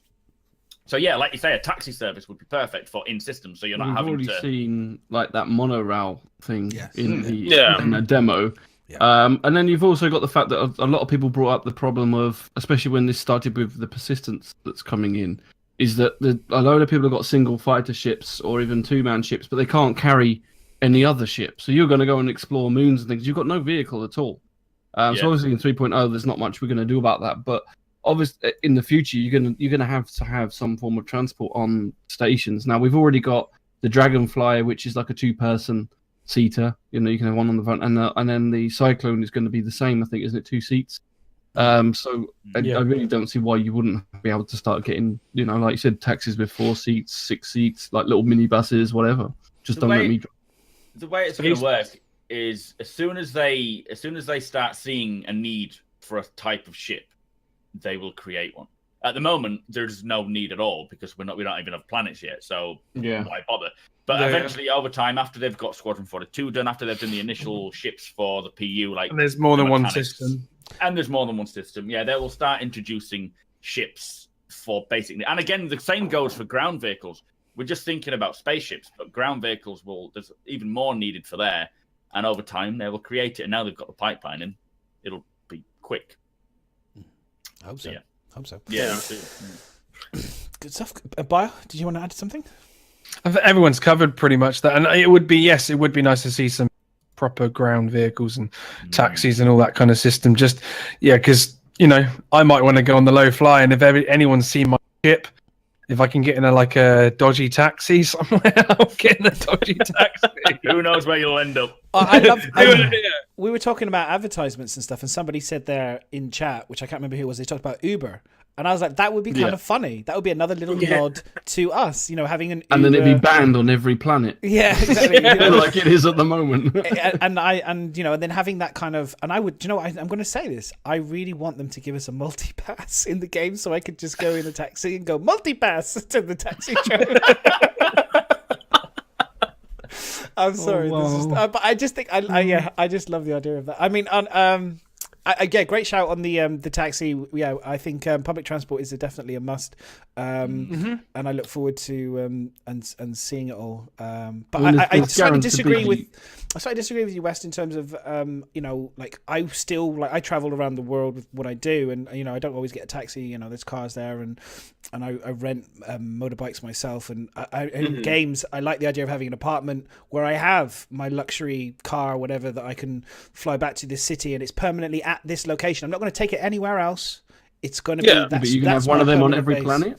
Yeah, but that's if you and I'll have a different one on a different planet. And I like rich pinballs, are you? Yeah. I like I've got a pad on every planet. Exactly. 600i gold 600i on this planet, and then I got like my 890 jump on my luxury Cayman Island, Paradise Island tax evasion place over there. Golf Echo made a good point about renting ships as well. So you could have just a rental option for ships within one planet. So if you need one, you can easy car, pay a little less. Yeah. I don't know what that is, but I saw it everywhere. I saw it everywhere in Germany, like these cars where you can just easily go up to and just hire. And you're guaranteed to have a rickshaw, and then you can leave. And then you can leave it pretty much wherever. Yeah, burning. Yeah. but on fire. Yeah, just leave You it. just twacked, didn't you? You just twacked a lot of cars. But, I mean, there's guaranteed to be rickshaws as well because they're in every city. Rickshaws. There's some Yeah, Wooden the rickshaw. Chinatown of Arcot. some poor guy pedaling everywhere, and he's like, oh, for fuck's sake, all these like hovering cars everywhere, and this poor bastard's pedaling away on his on his little rickshaw, taking you everywhere. No, I like the idea of it being a flying, a hovering rickshaw, but like a kind of, it's got like Path of a Nox engine at the front or something, where it's been kind of like retrofitted to have like the back end of an 85X to fit 2 people in, and it's kind of then kind of knocks on the could front see that. with wires I off the could see touch of that. it. Where's J. Like, yeah, just sort of held together on like just cables. To Yeah, the back exactly. bit. So as he goes around the bends, the back sort of flings out a little bit. You know? You're just hanging on. No, I don't know if anyone's been to Thailand. I've been to Thailand, and one of the coolest things is actually getting in the tut-tut. If anyone's ever done it, if you ever go to Thailand, you know, they rip you off because they immediately see you and they go, yes, you're going to get like 500 extra pounds for, no, which works out about like £2 extra. But for us, it's like, hey, for them, it's a lot of money. And they rip you off. But what's great is them pulling wheelies. They are That's the best crazy. thing. They're just like, They are crazy fuckers. I loved in it. rickshaws. It was And so not much fun. rickshaws, yeah, totally. They just, it's so much fun. So the next thing I was going to bring up, unless anyone wants to carry on, because it's quite a fun topic of conversation. Anyone else want to add anything else? Nope. Okay. What's the question for the chat? Do you guys know what this cockpit is? Does anyone in chat know what this cockpit is? Oh God. Is this the Terrapin? I was waiting for something else now. Mac will bullshit his way through it and tell you.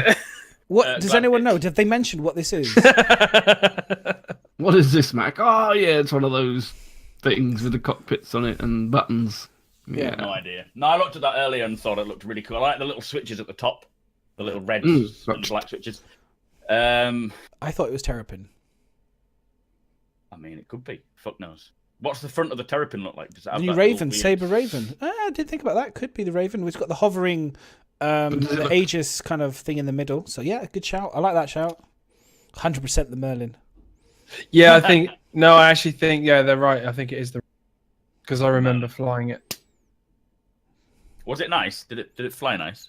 Well, the Raven, yeah. Didn't you not get it to test play the Raven? We didn't bother. We looked at that for 3.0. Who wants to fucking play that? What is this stupid thing they talk of?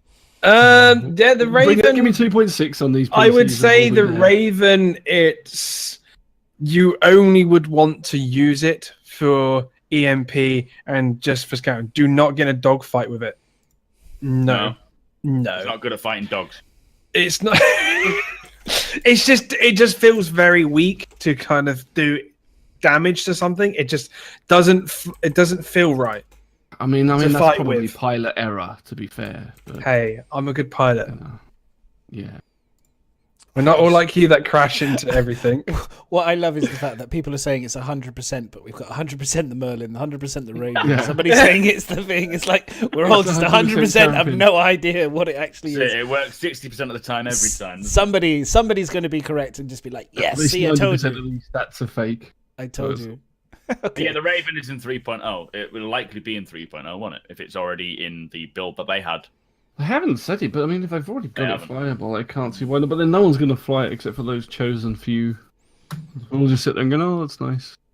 The next little tweet that she put out was the GATS ship weapon. So another Gatling gun. So for all those people that love their mantises, oh my god, yay! You have another one. It appears coming your way. How exciting! Moving on. I mean, who here loves their mantises? Oh, I must say, I love my mantis. Yeah. Yeah, they're really Every great. every day I show it love my mantis. I hate being on the receiving end of them.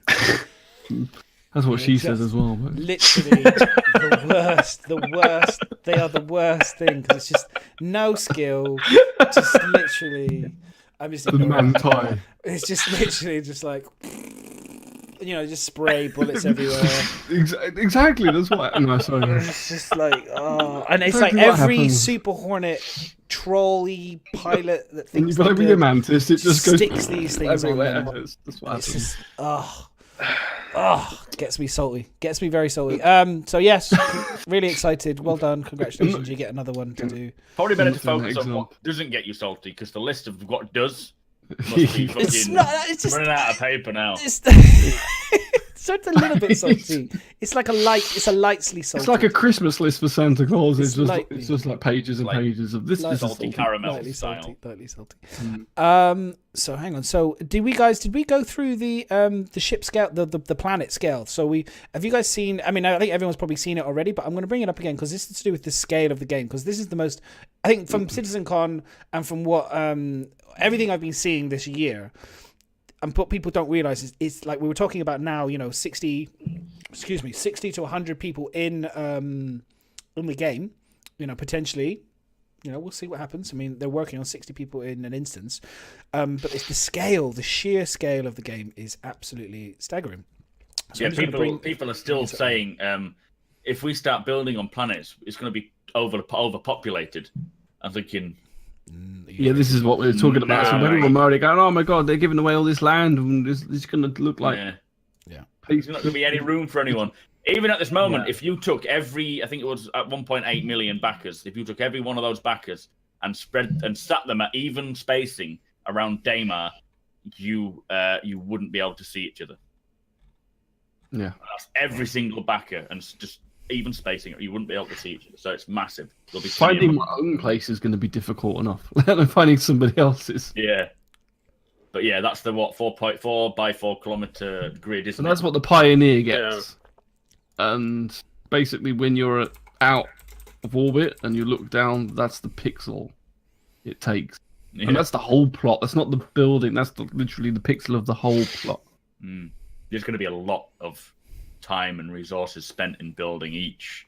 Like trying to fill out a plot like that with outposts, mining stations, habitation stuff. It's going to take you a long time and coordinate a lot with a lot of your org mates with minerals, materials, security, pioneering. Yes, can't wait. Yeah. So this is a land plot. This is exactly what This is crazy. So basically, when you buy the Pioneer, you get 4K, and this is to show the scale on Daymar. This is not 100% accurate. Still, this is like a guesswork still, but I mean, it still just shows you. I think, I can see it already now. That's far too crowded. That dot. The fucking neighbors are a bitch. Like, literally, no. And there's a picture. There's a picture of a Pioneer, and a Pioneer kind of. Hang on. Let me see if I can dig up a scale. Pioneer sits in a tiny corner of it. So that's the scale of the Pioneer, and then if you think of like the ship, there's an Aurora there. So you think of a tiny person next to an Aurora. That's a human person, and then you kind of okay. Now I'm going to zoom out to that's the size of the Pioneer, and then let's go then to the 4K size. As it there, and then let's zoom out again. Oh my god, this is what I'm trying to tell people. This is what I was saying to people. I was like, the scale, mind fucking blowing, and also someone. You're not going to pump into people. Sorry, Mike. I was just going to say that's my thing. That's why when I hear the numbers like 60, 80 testing in the game, I hear those numbers. I said to Board Gamer, asked him, what do you think is the minimum number that you think that will actually make the game feel with humans in the game? You start to maybe think that it's actually a bit busy. And he was saying, 140 people potentially. Yeah, definitely. Minimum. Yeah. And I was like, that might not even still be enough. But don't forget, you're only going to ever see 10% of the population anyway. Of players. I understand that. 90% will be NPCs. But what I was going to say is that this is a moon. Yes. This is like 1,000 kilometers in diameter compared to an actual planet, which is like actual the size of Earth. Exactly. Yeah, Crazy. but no, it's true. I mean, it doesn't matter how many number of players they get into a server, it's still going to feel unpopulated. But that's what it should feel like. Why, do you expect to see someone every 2 minutes that you're flying around? You're not going. You're in space, for God's sake. And this is only a snippet of space. So it's you're not going to see anyone most of the time unless it's partied up. It depends where you are. I think if you're an exploring and you're out in the middle of nowhere, then I expect to see very few people. But obviously, if you go to the major city planets, where the big, I'm hoping the main hubs, the trade hubs, and the main routes, that's where it's just going to be hustle and bustle. And hopefully, with the server meshing, you're going to get crossovers with 200 plus servers where you're meeting 400 people, 600, 800, whatever potential people. Are kind of like I want to get that Star Wars feel where yes, it's NPCs, but I know also. I want to see chat, potentially people engaging in chat. I want to see chat on the side where people are talking. I want to see chat when, face, whatever it is, FOIP. I want to see, I want to hear the hustle and bustle of actual real people, also NPCs, and just kind of feel all that live, that true kind of. I think hubs are going to be what's going to pull people together. So you're going to see people in hubs, but if you decide to go out exploring in these planets in the middle of nowhere, I think you're going to be much more alone, and I think it's going to be more unlikely to bump into people unless you're going to specific points that. This is what missions will attract people to. Yeah, because you said they're going to bring, if there's a mission to rescue a pirate, a person. Rescue a pirate. Rescue. You might have to. They will have pirates also coming to attack that thing. So they're drawing players to the same points. Exactly. Yeah. But it does need to feel big. It needs the whole jump being 8 minutes. It needs to feel that way for it to feel real. The whole, I totally agree on that, because it's one of those things. If you always see players, you're just not going to feel that adrenaline rush like I did in other games. You get that weird adrenaline, oh my god, what the fuck are they going to do? What they're going to do? And it just makes you into that game even more. And that's what they're pulling off. It's going to be cool. It's going to be good. My worry is subsumption needs to be good enough to replace that human contact, because I would love to have a lot of contact with players, and I'm hoping knowing a lot of people and the party system will work well. But if the AI isn't good enough, it's just going to be awful, and it won't feel good. If I see me walking into a wall constantly, I will shoot me. You may be able to do that. You just don't know. It depends, Matt. Though, if he's just got off the back of my Cutlass Blue, I'd understand completely why he's walking into a wall. Feeling a bit uncomfortable. I just found that that picture of that cockpit is the Saber rework. Oh, it is the Saber rework. Oh, is it? Okay, cool. Yeah, if you look if you look in Jump Point, it's in there. Well, that cockpit's the Saber rework. Well, it says Saber. Oh. It is not the Saber. I can guarantee that is not the Saber. There's no. It says Saber. I've just linked. If you go back into the Google Docs, underneath the cockpit, it says there. I put a link. It's fine. It's fine. I will believe you for now. I'm just going to go into the subscriber to see the cockpit from the subscriber. I put the link. I put the link in the Google Docs. I believe you for the moment, but I'm not actually believing. I put the link in the Google Docs. It's exactly. He's right. He's right. It is. Let's have a look. So we didn't doubt melting that Saber. So yeah, you got the little control panel above the top. It's exactly the same. Where did you put it? See, in Google Docs, where underneath is the link under Max working on cockpit. Anyway, so while at least having a look at it, I totally agree with what Max saying. Okay, I think you're right. is because most of the people are going to be NPCs that you meet. How well they interact, how well you get missions spawning off of them needing something done is going to be what really changes your interaction within the game, and it's got to be good enough that acting with NPCs is satisfying enough. Really, because otherwise I don't want old Mama Murphy sat in the fucking corner wanting a cup of tea or some drinks or whatever. I can't get up anymore. Just bring me tea. So I'm just going to shoot you in the head, crazy old woman. Not that I am an advocate for violence. Joining the That's what you do. You just come to crazy old women and shoot them in the head when they ask for tea. It's because they don't fight back. They don't fight back. So. They don't. They can't. Yeah, they're too weak. I wonder if you're going to go mad. I was going to say, Mac, do you think you go mad? Imagine if you're like out in the deepest outskirts, you're not meeting any humans, it's all NPC based for ages, and you finally meet somebody. You could be rabbiting on for hours. The poor person's going to be like, "Oh my god!" Like one of those weird people. Just like, how you doing? It's a human. You come to rescue someone and they're all talking to a cactus or something. Yeah. Are you Like okay? Drawing a smiley face to the cactus, and you go, Yeah. "It's all right. We're gonna get rescued today. You'll be fine. Don't look at me like that. Don't be prickly. It's fine." You know, this brings up another point actually. On stream today, someone asked. What? Someone... Sorry. Delayed. That was I just felt like you were beard. I was. Oh, sorry.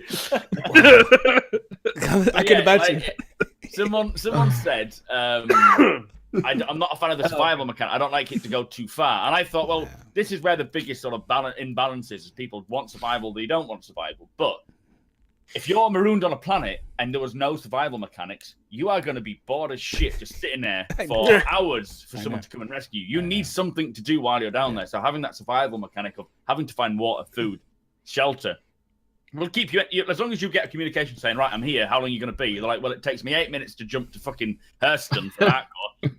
You're three systems away. So you're going to be like, okay. There's only so much masturbating you can do, to be honest. Well, I brought this up the other day because, like, obviously there's a lot of multi-crew stuff, and so if you go on a multi-crew ship with somebody and you get down to the surface, and then they go off, or you decide to go AFK, and then they go, well, we kind of need to leave here, and then you're stranded on that planet or moon or whatever, and you've got no vehicle, no way of getting anywhere, and everyone's going, well, just put a distress beacon down. But you can put a distress beacon down, but that relies on someone taking the mission, coming and getting you straight away. I mean, otherwise you could be literally there for ages, and you might not have a base, you might not have anything. You just got to sit there and survive. And the weather could change. Aliens could suddenly appear out of nowhere. You know, like those floating. Why not? It's a couple of hours done. Depends where you are in the world, though, because if you're in Geon space, it could be a bit freaky. Or if you're in Vandal space, you'd be like, "Yeah, this is not for me." If you're in Geon space, it's going to be very slow, isn't it? You know, turtle. Slowly. First comes the tease. 2 days later. Oh, you can like David Attenborough, kind of like in National Geographic commentating over the top. Jesus, yes, that is fucking hilarious. Someone clip that, please. I want that. First comes the tease. I'm gonna get that soundbite. Mate, that's a great one. Woo, okay. Oh my god. Yes. Welcome to anyone that's joined. This is the Addicted podcast topic of conversation. But no, I do agree. I completely agree. I think the truth is, without the survival mechanic, being on planets, unless there's things to do, build things, you know, some sort of thing, it really will be very boring. So yeah, 100% agree. Anyone else? On that same topic, do any of you guys know about if you can build a base like by hand, or if it is only being produced through the Pioneer? From what I understand, it's only the Pioneer. Well, this is the kind of conversation we had before in terms of it's kind of unknown because obviously the Pioneer, it sinks into the base of the ship that you don't actually even see it being constructed. Yeah. And so like in other games like Hellion, well not Hellion, like Osiris and things like that, you have like a magic backpack basically. You go into your inventory, you click create a wall or a dome, and then it creates it, and then you just place it on the ground. But obviously the way that Star Citizen's running is it's being more realistic. You can't do that. So the only way you're going to be able to build a base is to actually find panels, or they're going to physically make you create the panels and then start building it. So I can't see how you're going to be able to build a base like you can in other games. It's going to have to be ordered. Yeah. I mean, I'm hoping there will be some implementation of maybe a special shelter. I don't really know. Yeah. Like, could you have a tent? Can you make fire? These are sort of things that we don't have as a basic knowledge yet. Tent on a moon. A moon tent. Withstand those extremely strong winds and sandstorms and stuff. Yeah, so, unless you can have, do you know we have now like the pop-up tents where you know they're like a circle, you just throw them out and they pop up. Throw it in a sandstorm. Just flies away. Oh. No, I have another one. Oh. I could just. You've been afraid you'll be coming to Star Citizen then. I could just see people standing there trying to blow up tents, blowing up lilos. People rolling out. I know what'll happen for me. I'll be camping. I'll be getting one of those stupid foam bed things that you roll out that keeps rolling back at you, and you just be like, "This is not a fucking bed. This is torture." Did you just blow up tents? Blow up tent. Yeah. Blow up tent. In the history of camping, blowing up a tent. Well, some people. You can get blow up tents. There'll be lots of blow up Just things so on me. No, there are air can you? tents. Yeah. No, literally, there are no crossbars anymore. You inflate them. Well, that's really going against my argument. sorry, not fucking up your joke. But you can get blow up tent. Carrying a bed around. But no, I don't know. What I was saying is that you might be. No, I suppose it still have to be some sort of thing that folds out, and I don't know. Yeah, maybe you could get a materialed one and argue that it fits into a backpack, but you wouldn't be able to have a solid base that would do that. I just think Just have a sleeping bag, you'd be fine, wouldn't it? Yeah, if you're just walking along and you find a cave or an overhang, you could set up a little campfire and then just wait and keep warm. Your temperature, you'll obviously have to have a temperature because there'll be planets like Microtech, which is after the terraforming nonsense became fucked and freezing. So the temperature will have a play in it. So you need to keep yourself warm. So surely a fire would work. I don't know. It's something that we can't answer yet. We'll wait and see. I mean, it does come down to the fact of there are going to be limitations. They can't build every game in this one game. But I hope there's going to be other options to build a base. So I don't want the ship same. will be a convenient way to travel and do it, but if you go to someone that's more established, and I'm hoping that there'll be a way you can order a base and it'll get delivered like you can now. You can get the flat pack houses delivered and it all gets slotted together. Flat pack. Do you reckon there'll be NPCs with the Pioneer? That's interesting. That's what I was about to say. Do what, sorry? What you're saying is then really they could just do NPCs with a Pioneer that you just pay this company and they'll bring a Pioneer and make you your base. Yeah, I don't want a Pioneer flying across trying to put a base down. We've already the thing with the Pioneer is it's only got a certain width, so you can't you can't maneuver that well to get up and down and build your base. Lines. See, at the moment, the Pioneer only builds outposts. Now, 900 years in the future, every planet will not just have outposts. It will have farmsteads. How'd you know? I've been there. It's shit, by the way. But no, it's put a link in the Google Doc. It's fine. That's the time traveling machine. Is that link in the Google Doc? But no, I can't see that just being the only building ever. There will be other means and ways to make other buildings, but the Pioneer just makes outposts, nothing more. One way to do it would be you buy a plot of land, you design maybe wireframe on your mobiGlas sort of thing, how you want it to look, and then a company would just board it up, a big box around it, and they'd be working inside it, and then the walls come down when it's built, maybe. Well, they've got the the architect station. So I assume if they're going to build something other than an outpost, you would use the same process. You know what I mean. Just some way of seeing the wireframe that you would in another game, but without actually having the physical pieces, because that's what's unbelievable. But if you have it as a 3D model that you can place, but not actually putting it down, I would love to see ground vehicles, construction ground vehicles. I know this is nowhere near going to happen anytime soon, but as for the future, like I say, if there's a need for something, they will then create a vehicle for that. So if there is a need to create other planetary objects, then they will create that,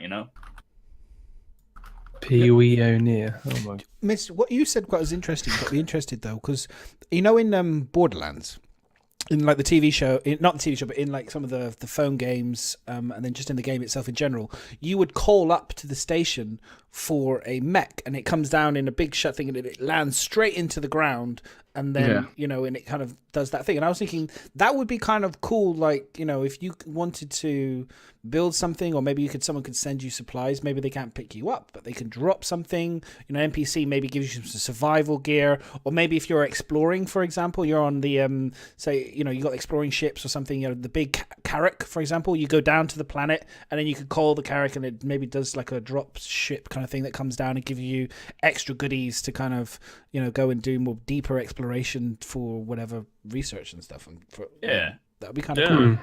I mean, it's never going to be like Fallout 4, where you get to build it up from part to part to part. Like, no. But it's like No. Miz was saying, it's going to be a prefab thing that maybe you decide upon, and then they'll drop it in there, like you say.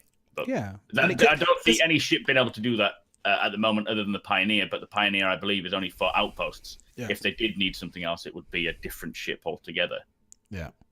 But it would be, it's not going to give you survival as such, but it gives you beacons, it gives you extra tools, because at the end of the day, we've not got the invisible Zelda magic bags that can carry stuff. But this potentially enables you, obviously, to, you're obviously going to have rovers and land-based things, you're going to obviously have vehicles as well, but it could be another way of having like temporary bases and beacons and things that you can always come back to gather gear or to drop things that maybe go back into space or something to, I'm just trying to think of other things besides just flying around. I mean, naturally, you're going to fly around in your spaceship doing most things. So, I think we've discussed it before, but like as Sherman says, and I think when they showed the outpost and how they're constructing them so they can be kind of linked together, I think when most of us presumed that was going to be as depth as creating as you can get, you're not going to be able to make your own shapes and sizes. It'll be like pre-made ones that they've got. So if you do want something a different shape, it'll be because it's pre-available from other structures that they've used in the game, rather than like 7 Days to Die when you literally have a block and you put down the blocks and you can build all your walls and trenches. You can get a spade and start digging trenches. I don't think you'll get anything near that because, as it says, it's too much detail. Yeah, and I don't think terraforming to that level is going to work. Yeah, because we saw how much detail it went to try and get the ramps and the legs right on the outposts. Now, if they're doing that to get them to actually work, we're not going to be able to just all of a sudden go and do what we want and put walls wherever we like and legs as high as we want or whatever. I was just thinking maybe we could call down like a Titan suit from space. You know what I mean? If you're in a situation of, imagine you land on a planet and you suddenly discover it's a hostile planet with vandals everywhere. You need to get yourself some extra protection. So I'm just thinking, I don't see why you couldn't do some form of supply drop, like a missile to ground what it might. It could either come down, or maybe it could be the parachute, like in PUBG. You have to go to it. Supply drop. Here it comes. Yeah. Boom. Yeah, lands on your head. That's the high explosive missile. On the comms, quickly trying to get through to him. Quickly, no, that's not the supply. Move. What, did you just send them? Oh, I've got the supplies here. Sorry. Payload. Wrong button. Whoops. Yeah, I think we will see a lot more ground to air, be it combat or anything. Okay. Because ground is now becoming quite a large section of Star Citizen. It was always space. Now with planets and things and how they are working on a lot more things for the ground. And like I say, that if there's a need for something, they will create it. So supply drops to the ground. Why not? If you're in a situation where a ship cannot land because of you taking the piss. No, someone said they couldn't hear me, so I'm like, is my microphone a bit better? I'm trying to turn it up a little bit. See you again. Is that better? I thought I was making that noise. He's blowing kisses to you. But you managed to get him to be quiet, though. That's crazy. But yeah, so if you can't land a ship because there's a sandstorm going over the top, but you need to provide supplies for someone stranded on the ground, I would have thought dropping a care package it would be a good option. But until do you push it out the back of a constellation? Who knows? You just do a cutlass, go into it and just face it straight up and just get someone to kick the cargo out the back. Hey, fuckers. Turn off gravity and let it drop. Open it up and it's Intel Optane. That's what happened, That's what that, Also, at CitizenCon, it was in space, the package fell down and landed on the planet. So it happened. Okay. But, hopefully... And the Optane came out unharmed as well, which is,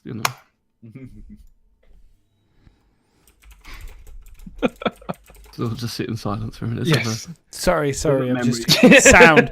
The sound is it can be an issue, unfortunately. Loot boxes in Star Citizen. I got loot boxes. Yay! Just what we need. More microtransactions. I'll put it live on stream with Fight.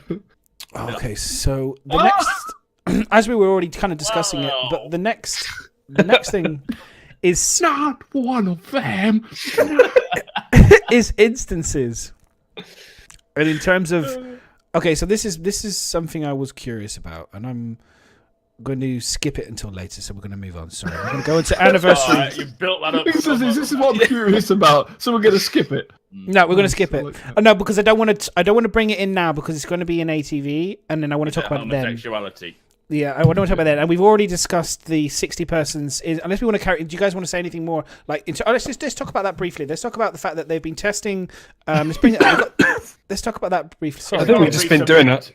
Let's do it later if it's going to be a subject that we want to talk about because it's quite a big aspect of Star Citizen is getting 60 players. So we'll you want to talk about this later? You want to talk? Well, I can talk about it now. It's not in the ATV. Let's talk about it now. I wanted to talk about something else, Mac. It was the next thing. It was to do with bugs, and it was talk about it now. It was to do with burn down. That was the thing. This is fun. We talk about this. Shut up then and talk about it. Let's talk about it. 60 people in an instance. Yay! Woo! That is excellent news. Fantastic. Exciting news. Yay! I love how people have numbered them. How do they know which order? That might not have been number one. That one might have been number one. That's just space dust. Number 5 is just space dust. That's just. I was like, wow. There's already 2 number ones as well. Number 5 is a person. Number 2 is someone's helmet. That's just detached from the body. Number 1's the ram. There's a human. 13. And on top of all that, it's just photoshopped. Yes, probably. Yes. That would be. Certain individuals will probably say, "Oh, it's not real. It's fake." It must be fake. There's all red lines around. It's all fake. It's not real. It's kind of by numbers. That's what that is. It's like... but it's good news to hear that they're getting 30. Is it 30 FPS? Is what they said with 60 people. But we don't know if that's client or server. It could have just been that particular person was getting 30 FPS. Yeah. Well, whatever the case, it's still positive. That means that, to have that and to have those ships, all that variety of ships in game. I think unless it's the running Raven. really smooth at 60, they won't stick at that. I think they'll tone it down a little bit. They're sort of pushing it to see how far they can go and then probably bring it back a bit, I would have thought. It was a test to see if they could do it. They've done it, so whether or not it sticks, there's so many ways it can go. Either they'll stick at 60, excellent, 3.0 will have 60 players, or they will think, well, we won't use it for then, we'll stick at 24 for 3.0 for now, and we'll increase it later, or they could just be somewhere in the middle. Unless they really have to. I can't see them sticking to 24 after pinking that up. Although we got 60 people in the server. But by the way, it's at 24. Anyone. Yeah, that would really. So I'm hoping it is 60, but if it could be 40, somewhere in between. Here's my question to you: if they did 24 people and they could get you a guaranteed all the time 60 FPS every time, would you take that over having greater numbers and less FPS?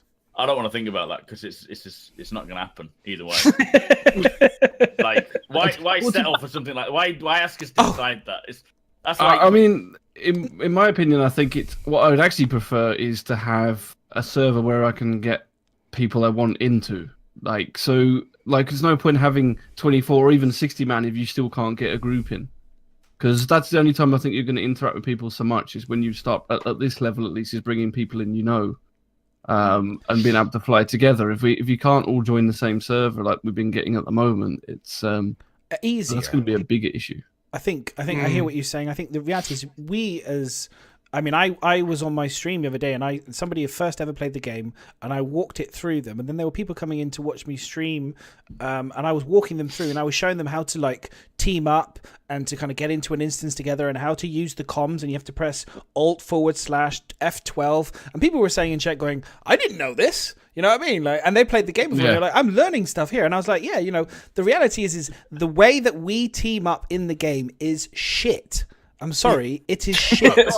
And it could be so much better. And if you play Destiny, for example, and if there's people here who play Destiny... That should be open by default, which is... Yeah. Well, it's the ability to get into your friends' games. It's the ability to join up. Like, if you played... I'm going to use Destiny 2 for an example. And people here who've never played Destiny, there's a few people here who now play Destiny. You go into your roster, you see your friends, you see the people who are in the actual game instance in you. You can go and click on them. You can engage with the people that... Not even your friends very easily. And you can join your mates instantaneously. You click on the friend's name and go join game. Bang, you're in. And you join them straight away. And it's like... It's so good. It's so much more simple and easy. And you can Alpha. I know. But what I'm saying is it's the easy answer. I know. But what I'm saying is, I'm sure they'll improve it.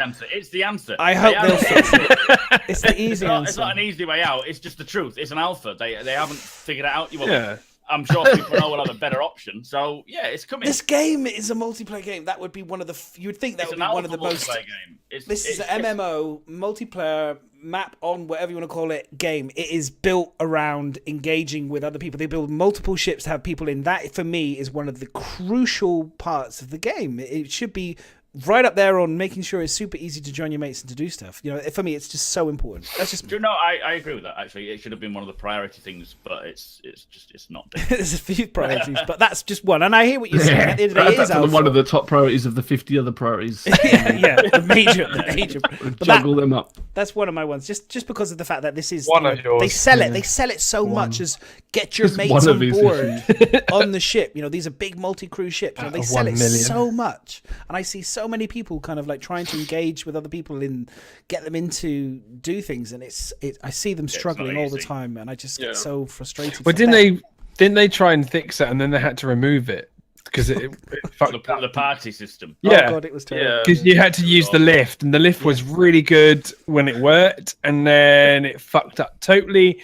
And then they completely removed the lift now. You and can't even use that to get in they the didn't car. tell you a good way of just adding yourself in the party. You had to figure out yourself because even inviting people doesn't work. Yeah, it was kind of like go to your. It's like so like if you had like say 8 friends, they're like right, go to your hangar. What? Everyone go to your hangar. Okay. Right, now send me an invite. All right. Now everyone join the game. Okay. That didn't work. Go back to your hangar. You're like, what the fuck is this? What are you talking about? I found the best way to it always works. I think it's actually only not worked once for me. Every other time it works. Yeah.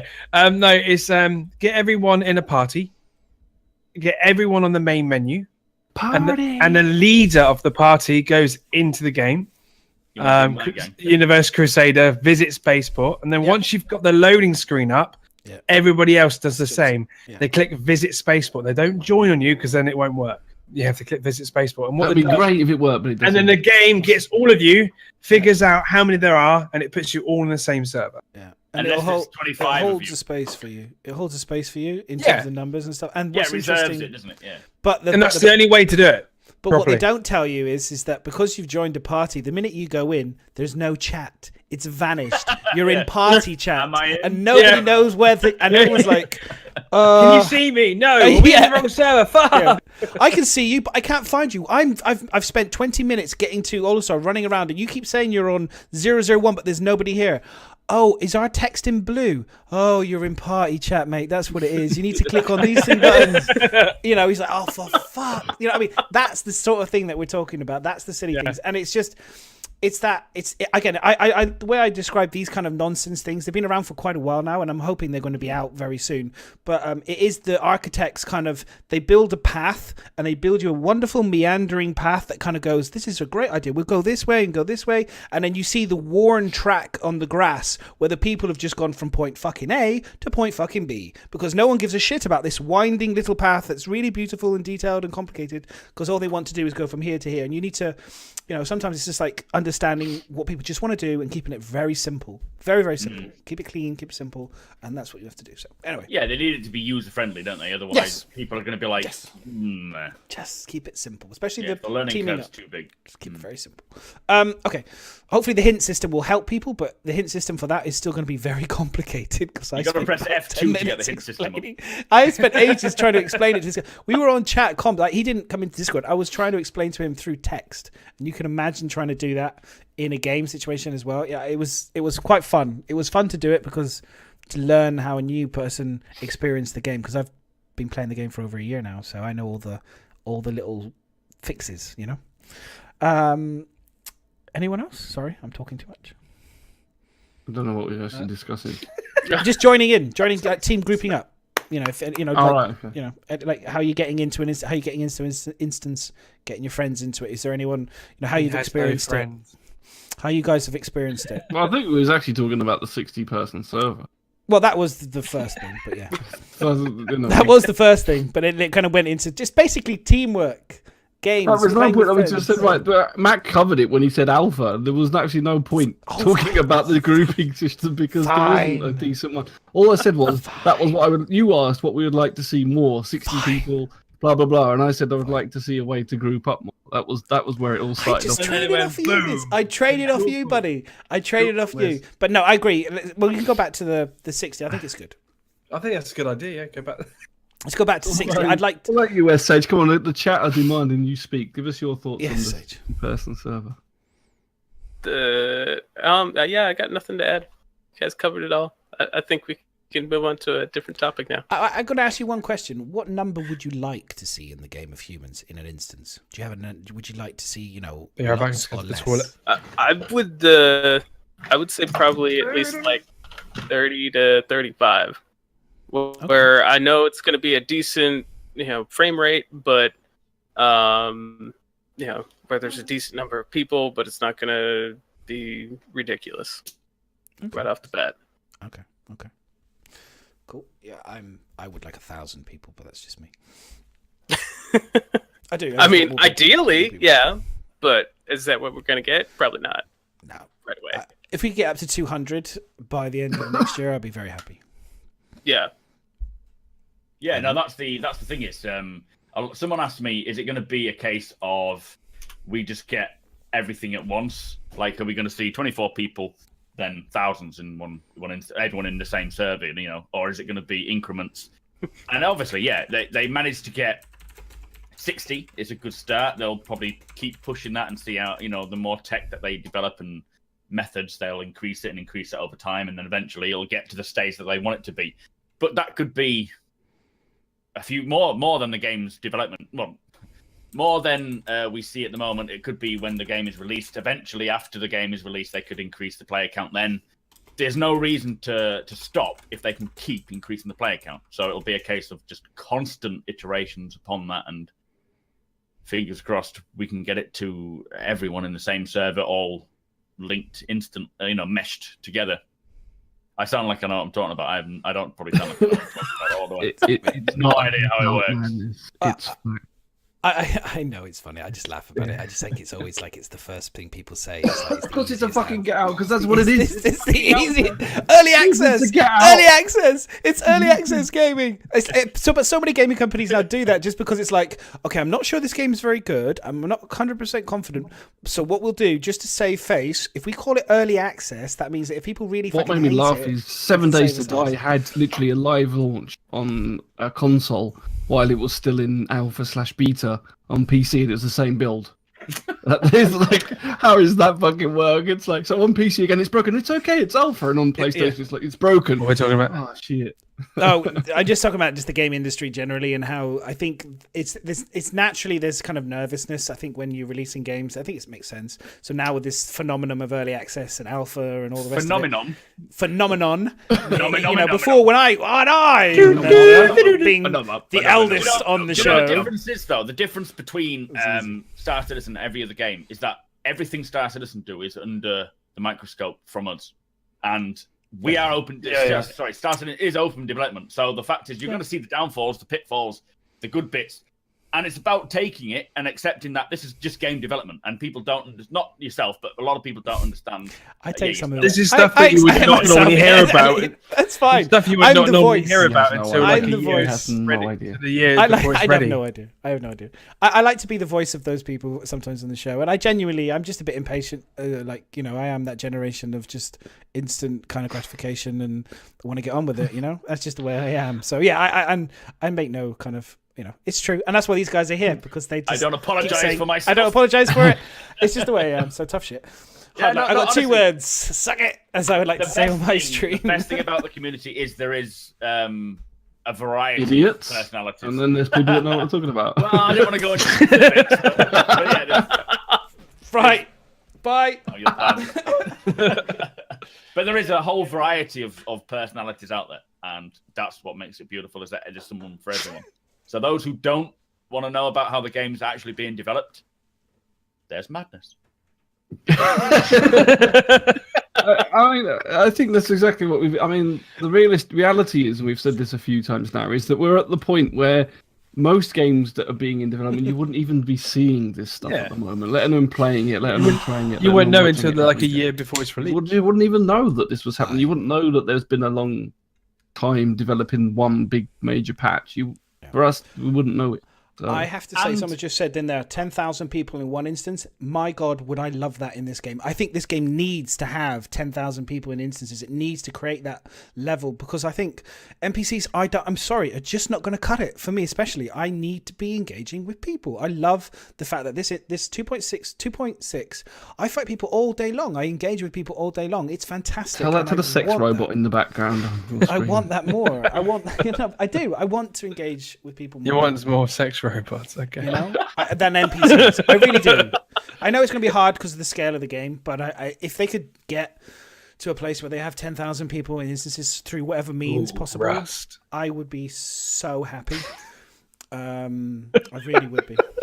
Yeah, I think Dread Rover just makes a good point, and this is something that I think we talked about on your stream, Mac, before, but like the server meshing rather than the people per server, and what it works. It's just how the way the technology that they're doing, especially with this engine, is so that the servers will overlap, and then it'll depend on who you're seeing. Will depend on whether they're on their friends list and things like that. So that's how it's Yeah, all the metadata. and Like stuff. a rather than having one ginormous server. circle around you, and then people would walk into that Well, circle. you and think see it like them. a sort of Venn diagram thing with all the overlapping layers. So depending on whether you reach into other people's zones, then you'll be on the same server. That's 'Cause how it's didn't actually it- going to work. And but- 60 people in one server doesn't mean that we're only going to get 60 people in every game that you jump into. It's going to be 60 people in each server, and then they'll tie in those servers together to create the whole instance. However you want to fucking word it, I don't give a shit. What I mean is I just want to be in a game where there's going to be a lot of people. I don't care if it's through server meshing. If you want to be clever clogs with the way I say things, that's fine. But the reality is I just want to be in a game where I'm engaging with lots of people rather than NPCs. That's it. That's what I'm saying. That's what they're trying to do. Yeah, And that's a good thing. Yeah. With the server meshing, it will appear like there's millions of people Yeah, in and one server. and that's perfect. Doesn't World of Warcraft do server meshing? No, they Dual do Universe does. instancing. Server meshing's new, I think, isn't it? Or like the Yeah, way I they want think to do it is so. pretty new. The idea that the technology's probably been around for a while, but the way they want to make it work is quite new. Like with lots of things that CAG do, they take existing things and then they kind of like dial it up and turn it around and flip it on itself and flip it upside down and then make Yeah, it like work. fine tune it into their what they want out of it. Yeah, same with Yeah. procedural generation. It's like you could have procedural generation and you get things like No Man's Sky and whatnot, where it's everything is just generated, or you can have procedural generated and artist driven. So it's generated and then it looks good because artists have come in and say, well, that doesn't really make sense. Let's make it a little more interesting. So you have a good balance between the two. You get the speed of procedural with the fine. There we go. Sherman just said WoW has some kind of form of meshing / phase. I prefer the mesh servers with gravy, actually. Yeah, there you go. Gravy. Sausage and mesh. So it's there. It's going to come. And I'm Wow. excited about it. Right now, Boom. 60 for me is better than I thought we were going to get. I genuinely thought we were only going to get maybe It's, just, 24 to it's 40. nice to know they're So, working on it and it's getting improving. And it's not just actually the 60 people on the server, which is the thing here. It's also the fact that they've managed to enhance things so that it's running smoother.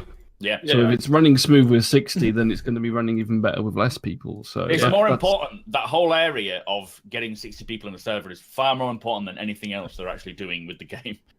Without that, Well, yes, yeah. anything else in the game. So that is the priority, and the fact that they have now reached that milestone is good. And it will make 3.0. If it isn't 3.0, obviously we don't know, but if it is, it will make that part of the gameplay more interesting because we can have more like a traditional game, more people in one server before they start interlinking them and all and stuff. So Cool. it will 24 people in 3.0 would just be dull as fuck. Yeah. Trying to get like any ship of any scale, you know. I think they know that. I think that's one of the reasons why we've got the delay as well. I think they know that. They know could be, that. yeah. I think they know Well, we've that. just shown at the beginning the big picture of how big Size. the moon is and one little plot of land. You try and dot 24 people on there and say, go and play hide and seek. that's you for the next year until the next patch comes out. This game is brilliant. For Wait a hermits, minute, it's the not game, hide and the seek. game. They can see it now. The game for hermits. You know, never need to engage with anyone. I want to play this multiplayer game where I don't see anyone. don't and see I'm on my anyone. own for the whole time. Yes, never this is engage what I've been in- waiting for all my life. Space combat. Just eat my plant. But all joking And my- aside, it's, and my it's a dog. concern. Right. Okay. Next, unless anyone wants to add anything, I'm going to move on to the anniversary special. If you guys are happy with that.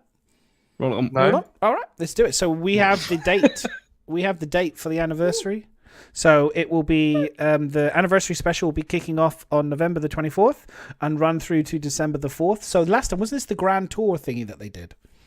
Space tour, galactic tour, sorry. Yeah, with the sort of Jeremy Clarkson. Yeah, which they did last year, which was really bad. Do you reckon it'll be the next year of that then? Because I see that being like an inverse thing you can go and attend. So I wouldn't be surprised if they actually brought that back as welcome to the second year in the world, in the verse, whatever it's called. Yeah, I can see. Say that again. In the verse, the fastest ship in the verse. That would be pretty cool, actually. In the verse, that you would go and watch this show, and you go to the big hangars with all those massive new ships and those girls in the bikinis that everyone hates. They're dancing away. Yeah. Maybe they'll take all our videos from YouTube. The guys at CIG will stick them on the video footage in the background. They'll have all the different podcasts and stuff running in the background as a little private joke. They won't use Miz for the Aurora then, because he constantly makes it go bang. Oh, that's not those stupid things. So the anniversary special. I mean, I know I said Miz kind of said, but I said on your stream, Mac, I was a little bit like, you know, we still haven't got, you know, 3.0 into PTU. I know they have dates already predetermined in terms of when sales and stuff, but, you know, there's a whole year has gone by, multiple sales ships, multiple ships that have been added this year, and we still haven't got any more content. And then here we are again, November 24th, potentially no PTU. I mean, you know, we wait and see. I still could be wrong, but, you know, it looks like, judging on what we saw at Burndown, it's not going to happen very quickly. We're back to them wanting more money again, and I can understand. This is my thing: is I can understand why the sharks that circle this game, because there's quite a few of them.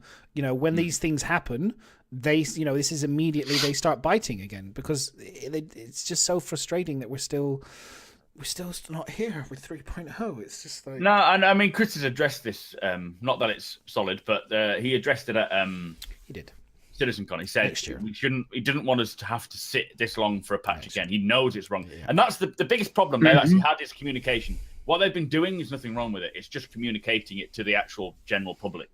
And there's nothing wrong with creating ships and selling more ships, because it is a different department altogether. It makes no effect on 3.0's delivery.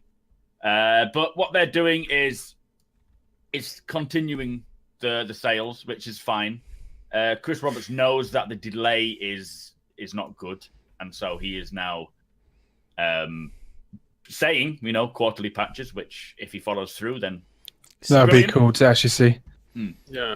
But yeah, so yeah, I can see why the outside group will look at it and think, well, you know, where is 3.0? You know, you're selling all these ships and stuff, but they don't understand the whole thing. They don't understand the picture of it all, which is just we have to deal with that, unfortunately.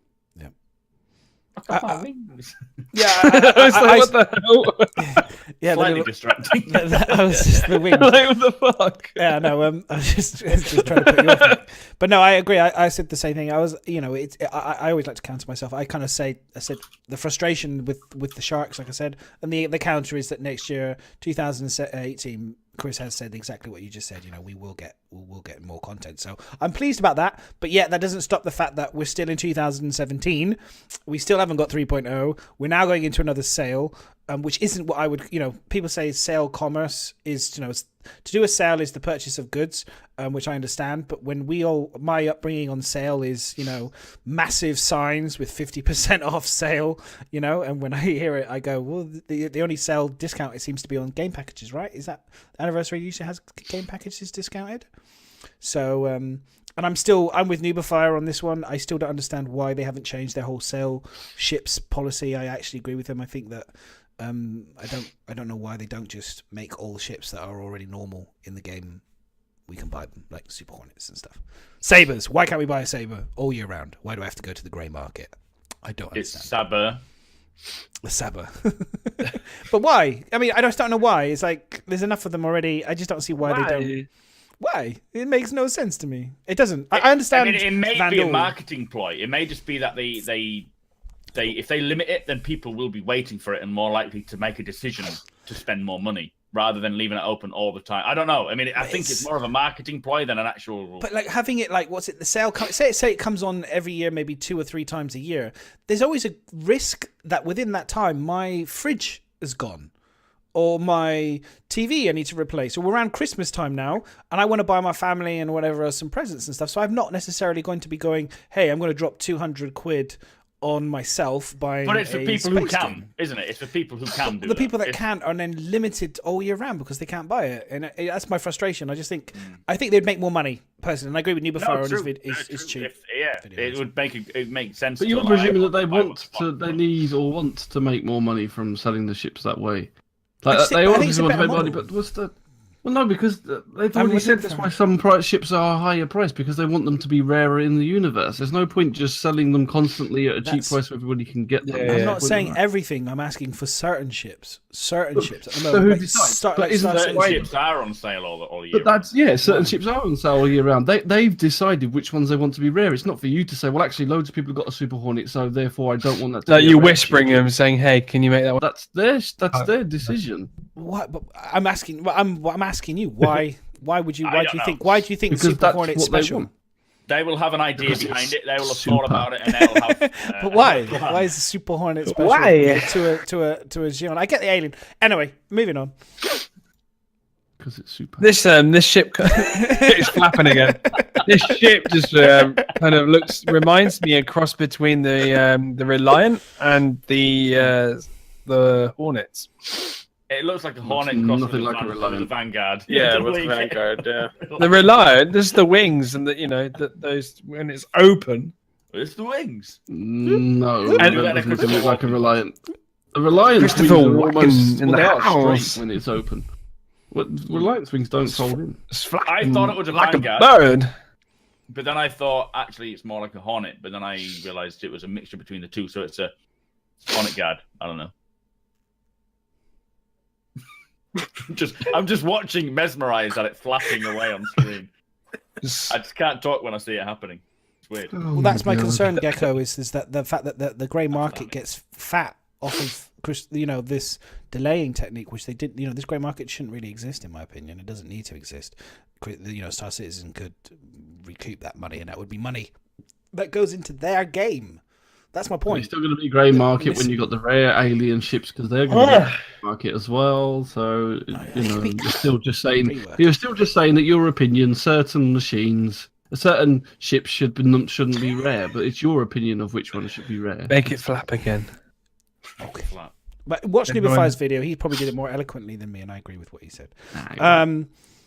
Make it flap. I rarely do, but that one I do. Make it flap again. I'm not making it flap again. Please. But this brings us on to the conversation that me and Miz had as well. Is about what this ship is. Do we think this is the F8 Lightning? No, we've seen the F8 Lightning. Have we? Yeah. Show me a picture of the F8 Lightning. Hang on then. We've seen concepts of it. Yeah. But that doesn't mean it doesn't change, because there was something about it why that would they changed. redo it again? Because they haven't actually built it. Did you just say that? Did you just say that? Yeah, I can't believe you just said said that. Why would they redo anything? I was reading! You've been hanging out with me too long, Mac. That's what you've been doing. Jesus. All right, I'm going to bring it, because the F8 Lightning was a far stockier, chunkier mother. I've got it here. This is what the F8 Lightning... Beautiful. That's what it originally looks like. Much chunkier. And it's not available to us. It's not purchasable by us. No. That's the security ship, isn't it? However, this is the thing. Now, Matt, Miz, do you want to take over here, because you have the juiciness on this one? Go for it. No, I don't have any juices. I told you this is what people were discussing on Facebook. It was nothing to do with any facts whatsoever. But you were saying Ben Lesnick was talking about this. They said Ben Lesnick was talking about it. Oh, they said it. Ben said that although they told us that the F8 Lightning was not going to be for sale, then I don't know if it was on one of the Ben's days or something, but he turned around and said things change, and it doesn't mean that it will never be, like, just because they said at one point it wasn't going to be on sale. On stream. And this is the next thing is everyone remembers this wonderful board here, which has all come true. There's one ship on here that is on here that we haven't yet got, and it says Lightning. It's above the Terrapin. Okay, Yep, so we've we've got every Misk single other Razor, one of those. 85X, Aegis Eclipse. Oh no, the Banu Merchantman we don't have. No, but we know it's in production. But we know and we already can seen. buy You know, it. we know it's on its way. It's Origin in production. 600. The Banu Merchantman's in production. Yeah, it is. wow! Of course it is. Oh my Did you not know? How do you not know this? Finished. This is And big then- news. Soon. It's finished. It's like 3.0. Because this says UK is working on the Origin 600, the Banu Merchant, the Aegis Clip. Ready to concept is the Origin 85X, the Misk Razor. And then it says is something In concept, I expect. in concept. Yeah, that's right. In concept, the Lightning. So potentially the redesign, it could be redesigned and it could be that. Could be. Or it could be this is no. the civilian version of the F8 Lightning. Yeah, see, what they might do is they might sell us an altered version that isn't military. It's a possibility. Nah. It's a totally different looking thing though. I mean, it's an anvil ship, clearly it's got the circle in it, but it's the wings are totally different. They do that silly little flappy It thing. looks like a military ship, doesn't it? Yep. But there's no weapons Yeah. on it. What? Because of the poster. Because it's an 8-bit. Yeah. No, I was just a topic of conversation just because removed them. we've seen a lot of ships. They've already talked about how we're going to get. This could be a completely basically separate what- ship because they Yeah, did the talk about we're main going to get issue 4 is new that ships. Yeah, the main issue is it's a ship we don't know about. It's definitely a ship that we haven't seen. That Yeah. poster. It's So a there hand must be. flying like that. Yeah, deal with it. Sal's now on. I need a new ship website. design. Yeah, like that. Yeah. They were all stoned and they were like, whoa. But We're gonna see this now. I mean, See around the verse. it's true. It's true. But it was just what you were saying about the guys on Facebook were saying, because Miz doesn't want to take ownership of this one, and I'm going to have to do it for him. Was that you were saying that Ben Lesnick was saying that the F8 Lightning? They were saying, sorry, that the F8 Lightning could, they may change it so it's no longer an exclusive. I said they could change. they said it can change and they may well sell it. And I think Chris Yeah. and I think Edison's just said Chris and Ben have said it may well get sold. It may not be exclusive. I didn't say this one on the poster was here. I said it's there's just Totally another new. option of ones that it could be. Yeah. But that was we've got, like you said, concepts of the They've got F8 four. Lightning. So They've got it's They've got probably 4 not, new it's ships. probably not that, but They've I talked don't know about what it is. that we don't know about. So this could be another new one. But again, it's like. So I wonder what this is. I'm really curious. What do we guys think? What do people think it is? A fighter, bomber, scout, exploration? Ooh, scout. I can see it being a scout, and that probably goes back to well, no, forget it. I mean, I thought Got we was quite a only few really scouts. supposed to be starting to see civilian-only ships now, but True. Who's to say that that's not it doesn't front look facing? civilian at all. That could be like Boba Fett's Yeah. ship. It does like the whole kind of it With tilts the up smoke facing. coming out the front way. It is kind of farting UEE stuff, so it's kind of is that like an Could it be landing? Could that be it landing like Boba Fett's Slave 1? What a little hint that it's the F8 Lightning. UAEs. I wonder. So who's buying? What are you buying, guys? Sales coming up. What's everyone's wish list? What's everyone's wish list in chat? Go on. Just type in chat what ship you guys are going to be buying in the sale, or what ship you guys have got your eye on, and you're thinking, yep, when the sale comes up, I've been waiting all year. I'm all excited. I've got my money ready. My bank account's out. Chris Roberts is there. And I've got it already lubed up, my wallet, ready to go. Boom. You've lubed your wallet. I've lubed it. It's ready. Waiting for somebody just to put something. It's ready Probably to be work now ravaged. with those new tenors and fivers we got as well. The plastic Yeah, bit is sliding really- out, just sliding out. The money's just sliding out my wallet. Okay, Crop Terrapin, duster yes. for the Pioneer Outpost. Somebody Yes, said Javelin, chemtrail ship. Nice. Okay, so we got Saber, Buccaneer, Super Hornet. Yeah, That sounds like a cool ship. that's a very good cool ship. That's Saber a Buccaneer. I'm Javelin. A lot of people Saber. going saying Javelin in there. Someone said Terrapin and a Prospector. I like the idea of the Terrapin. I'm loving the Terrapin. The more I see it, I get quite excited about it. I don't know why. Right now, you've probably got your missus in the background staring at you right now, and you like you're not getting any shit. I'm not getting any. We spoke about this. No, this is Carrick. Carrick is mine. I'm gonna go for the Carrick. That's my upgrade for sure. So this is the other thing. Like you're on about the grey market and why they don't sell stuff. Well, they sell it during this sale. So why would you go and buy it on the grey market?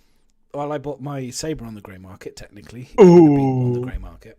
Yeah, but Because I need- like, okay, so if you want to fly it right away, but most of these ships you can't even fly at the moment. So what's the point? Why not just wait for the anniversary sale and Yeah, then that's buy fine. it? That's fine. I can understand that I can understand your point, Miz. I get your point. But what I'm saying is the ships that are flyable right now, I just don't understand why they're limited. That's all. But that's just me.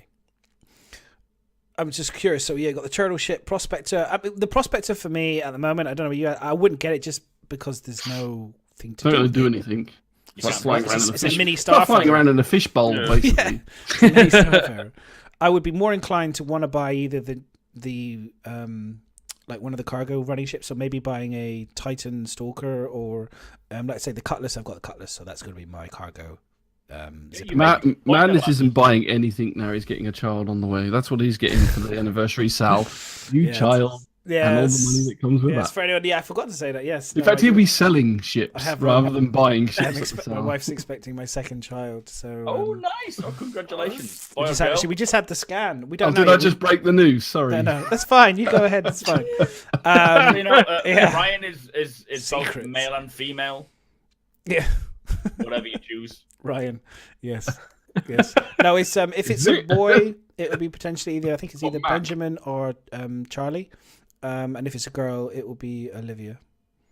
Oh, So Olivia. She sounds Isn't hot that- already. Yeah. I was going to say, hang on, watch your Isn't bios that better? getting in there already. It's like, What? calm down, bio.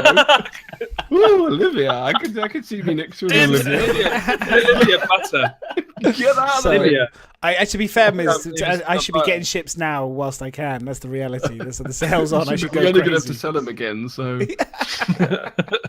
Well, congratulations. Thank you, Madness. thank you. Congratulations, man. Commiserations, Yeah. whatever. Yes, commiserations. Whoa. Good luck. Yeah, Good we'll luck. never see you streaming again Yes. No. Yeah. for Well, at least 2 years. Nice knowing you. Yes. Oh, you'll see me. I'll do like these like sneaky ones where I'll just sneak off for like an hour. You suddenly see Madness appears for like half an hour. Help me! Come and get Be me! in real live streams. Just You can play that every single time you stream. Then you can play that really sad violin song. Yeah. Da-da-da. Yeah, like literally, do you know what? I could do what Saurus does now. And just have just a video going in the background and not actually appear on the video screen. That would be a good idea, wouldn't it? I could probably have it live streaming all the time. Just pretend, with a sad picture of the music, the violins. We'll be back eventually. Or just play Mad World in the background. Mad World. Okay. So yeah, ships. Sorry, Ships. Feel free, guys. Madness. Carry on. Ships. You make a good point, though. If people are wanting to buy ships for gameplay, cargo hauling is the ships to buy because 3.0 will contain cargo hauling. So Please buy them. Please get cargo. So what are the ships then, guys? I wanna So we've find- got the Caterpillar, the Freelancer? the Stalker is the first. that big.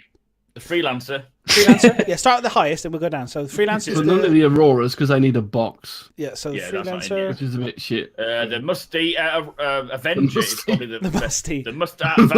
So hang on, we've gone big, medium, and then we're going to go back to big again. So we go, hang on, Starfarer, Caterpillar, and then go lower than that. So we've got Freelancer. Cutlass. Freelancer, Cutlass, Yeah. and then you go lower than that would Constellation. Sorry, we forgot the be. constellation. Oh yes, check the. So yeah, the Constellation. Constellation. Unless you've got the Aquila that's got The Argos. so you've got no room for cargo. One there, not the Aquila. Argo It's cargo. like, shit, I got a nice Argo. big Aquila. Yeah. What is the this Argo. stupid vehicle doing here? Let's just dump Yeah. it. One of the Reliance is a cargo. Yeah, the base Reliant that you get at the moment is a cargo one, isn't it? I don't know what Yeah. the current stats is on that. So you got Aurora, Very small. the Mustang. Yeah. The Aurora doesn't count because you won't be able to do Can't cargo do it. with that. No. Yeah. The Mustang- Mustang, can you? Is there one of them? No. Canoe. No, I don't think so. No. No. Don't think Mustang made by Canoe. But I know, yeah, the Avenger, Canoe 2. or the Titan, the Cora, the Reliant Cora. Can that actually? The go cargo? Avenger. Yeah. Is Yeah, it we one of the mentioned that, Avengers? The Avenger, yeah, the Titan, Avenger Titan. The There you go. Hornet, the Hornet does have the ability to hold cargo. I know that, but is it is it a modular part There's a or is it actually? variant, yeah, yeah, that's is a it- circular Does centerpiece. the What? base You just Reliant did that. does? Do you know where your turret Yes. is? You get the turret, you can have the turret, or you can swap it out for a cargo box. Yeah, okay. Does that actually open up then so you can put cargo in it? Well, it's- probably not at the moment. Nothing works. Well, at the so they moment.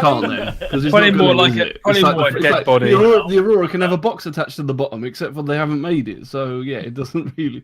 No, it doesn't count. So, if you had to choose one of the ships that we've seen, and people are going crazy in chat, which is fantastic. If you had to choose one of those ships to do cargo running for 3.0, which one do you think is going to be the best ship to have? Ooh. Depends on how much cargo. Yeah, you how want. much cargo you've got and how many people. I think we see the most ship that would be used as The amount of money you can Yeah, earn the in there, capital. you're probably going to get a box to put in your ship for cargo running in. So That's true. The actual cargo size for 3.0 is 25. What? Something. yeah, a little square cube. It's a isn't small it? that you can carry. So if you have a caterpillar, don't do cargo. You're like, oh, come on, guys, let's 60 players, let's get 50 people all passing the boxes down the line. That would be cool. That would be cool. Yeah, but you'll have to put the That cargo would be box quite- down first to be able to then pick it back up again. Yeah, you can't. That just would be pass it to quite a players good first. idea, though, to have the caterpillar and Right. everybody pick up the cargo running mission and all jump on one ship to do it. Yeah. All got your own box each. Yeah. I'll put that down. Everybody, bring a box party so you can sit on it. Bring You your own can't get in without a cargo. box. Sorry, mate. Not you ain't got a box. What's in your box? You don't Can't want to come in with know. them. You what? What's in the boxes? I said you don't want to know. Yeah, let's not ask those questions. But yeah, I think a freelancer would be a good starting point. Okay, so Cutlass, that sort of freelancer. thing. Yeah, freelancer. I think we've gone West. for him. West, what do you think? What's the ship that you Um, think is going to be the best? I'm a big fan of the Starfarer, so that's the one I'm going with. Big easy target. Wow, yeah. Yeah. They're going for the big boy. I can still take out small ships with the Starfarer too. Ever hide up your ass. Well, I love. I enjoy taking out the big ships That's with got my, nothing to do with my ship. ship. That's my favorite. Dirty. But yeah, no, Dirty yeah, man. okay. At least that brings the Starfarer into doing something, because at the moment it's really kind of, other than a big getting lost maze, it's kind of pointless. Yeah. It's good at doing. At the moment, isn't it? Isn't that what it is? FPS levels? Yeah, it's good at Yeah. doing Star Marine in it. And showing off how big the game should be. Smoother in there. Miz, what's the ship? Because I know you're like the Winnebago style kind of gameplay. So Yeah, I'm I'm not still curious. waiting for it. Still waiting for it. That's the one you want. That's the one. Bring it out. Yeah, I think really, I mean, if you're talking about sort of balance, well, if it's just going to be this cube thing that you're delivering, then you can do it as something as small as like an Avenger Titan, really, I suppose. But if you want to feel like a bit more of a cargo runner, I think it's easily the sort of freelancer. And if you want to go slightly one up to a slightly big, because the freelancer still counts as a small ship. So, if you're thinking of an early cargo runner, I think it's going to be the freelancer, then the Cutlass after that, I'd say. Okay. I think until they do the rework of the freelancer, I'm going to stick with my Cutlass. I think the Cutlass. Cutlass is going to be one of those. I sold my things that's freelancer the for a most. Cutlass. Yeah, I think the Cutlass is going to be the fun ship, because you can do so much with it in terms of you got multi-crew, got good cargo. It can hold ships. It can hold your Nox. It can hold your Dragonfly. It's a tank for mids as well. It won't blow up as easy. Doors. It's got side doors, for crying out loud. A-team, it's paint it black with a big red stripe up the side, and you've got the A-team for space. It's going to be great fun. The Cutlass definitely feels like much more of a buy than a freelancer now, in all honesty. Yeah. To me, it's kind of killed the freelancer a bit. Yeah, until they rework it. Still got no toilet though. It doesn't have the toilet, but You don't need a toilet. unless Yeah, I, you Other do. sides. You don't need a toilet, Mitchell. Should we take your toilet away and see how you live? No, in a ship. In a ship. in a spaceship. Well, I can piss out in the back of my garden. It's not that difficult. It's not nice, but it's not difficult. Just Yeah, T-pose let's see wherever your you wife got go. that one. It all depends on the underneath suits. If they're like still suits, then you don't need to worry about going for a shit or a piss. That would be kind of funny though, wouldn't it? You could catch somebody doing one when they're in the still suit. They'd be looking at you a bit funny. You're like, He's walking along and then he just stops for a second and goes, hang on. Hang on. There we go. Right, keep going.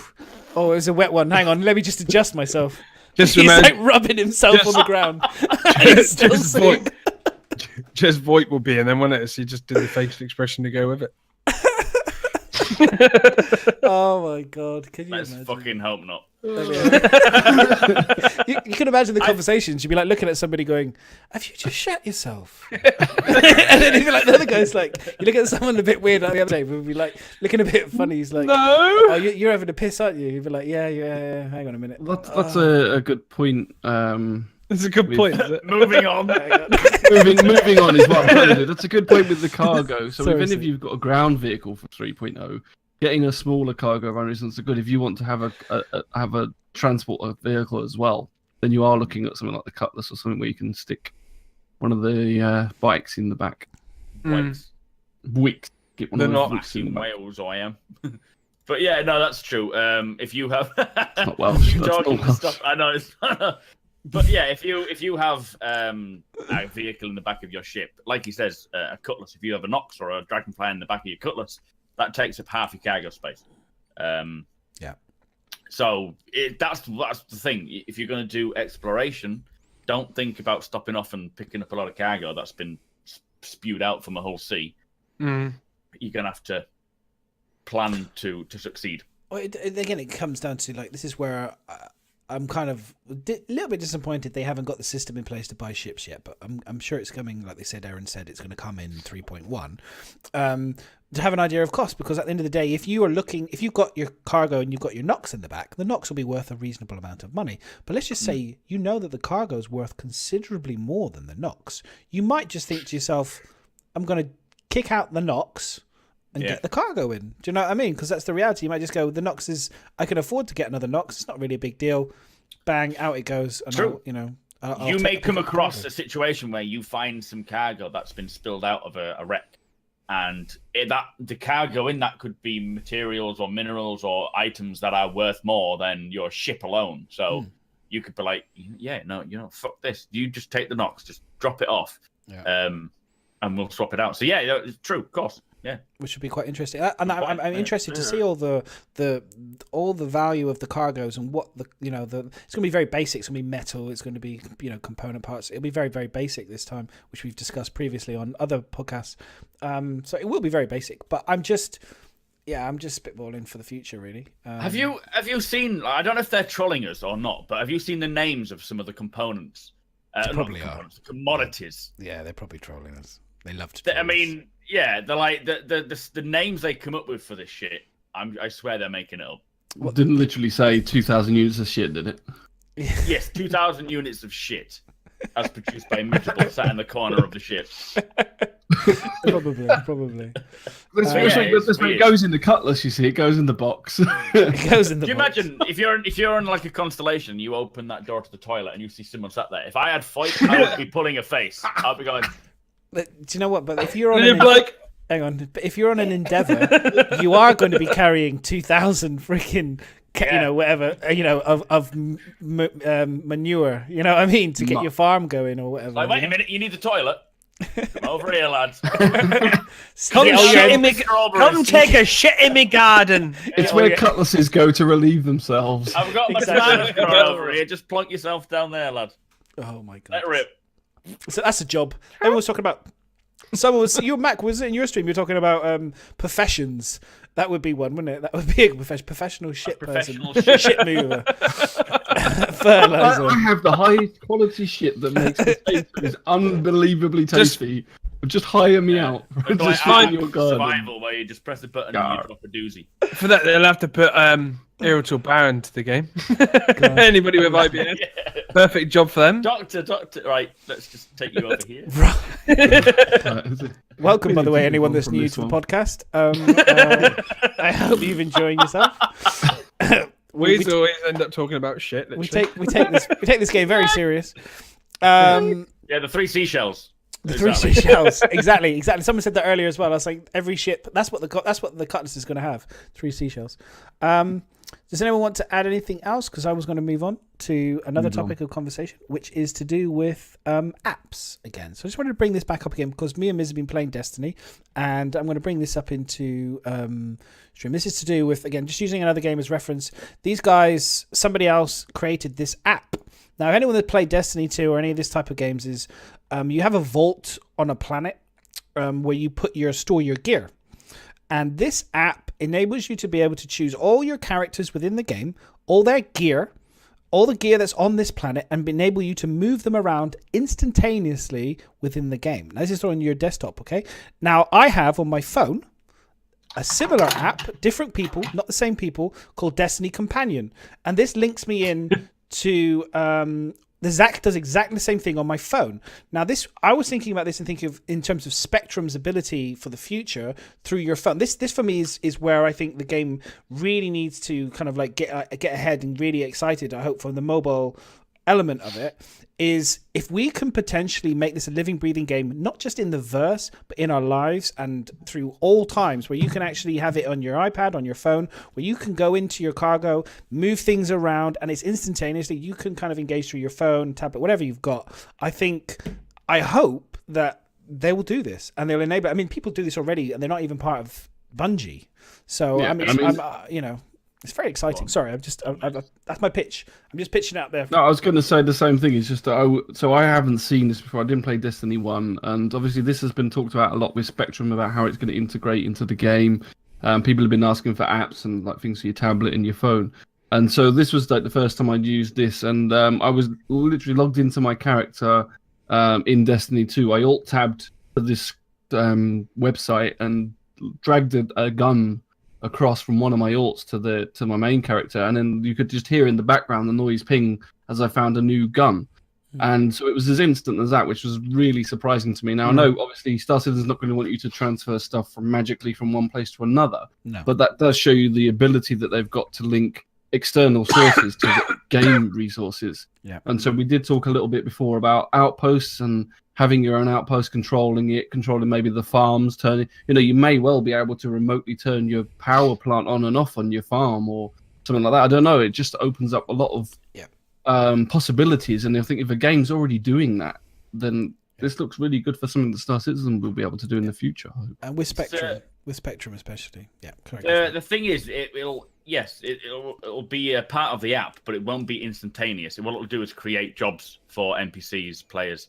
Like if you wanted a ship, if you have a list of ships, you want a ship in a particular area because when you spawn in, you want that there. You could probably request that ship is delivered to that point. Yeah, it's not going to be a case of I'm not about we don't want instantaneous transfers, but I just mean that interaction, the fact that you can be able to manage stuff in game externally.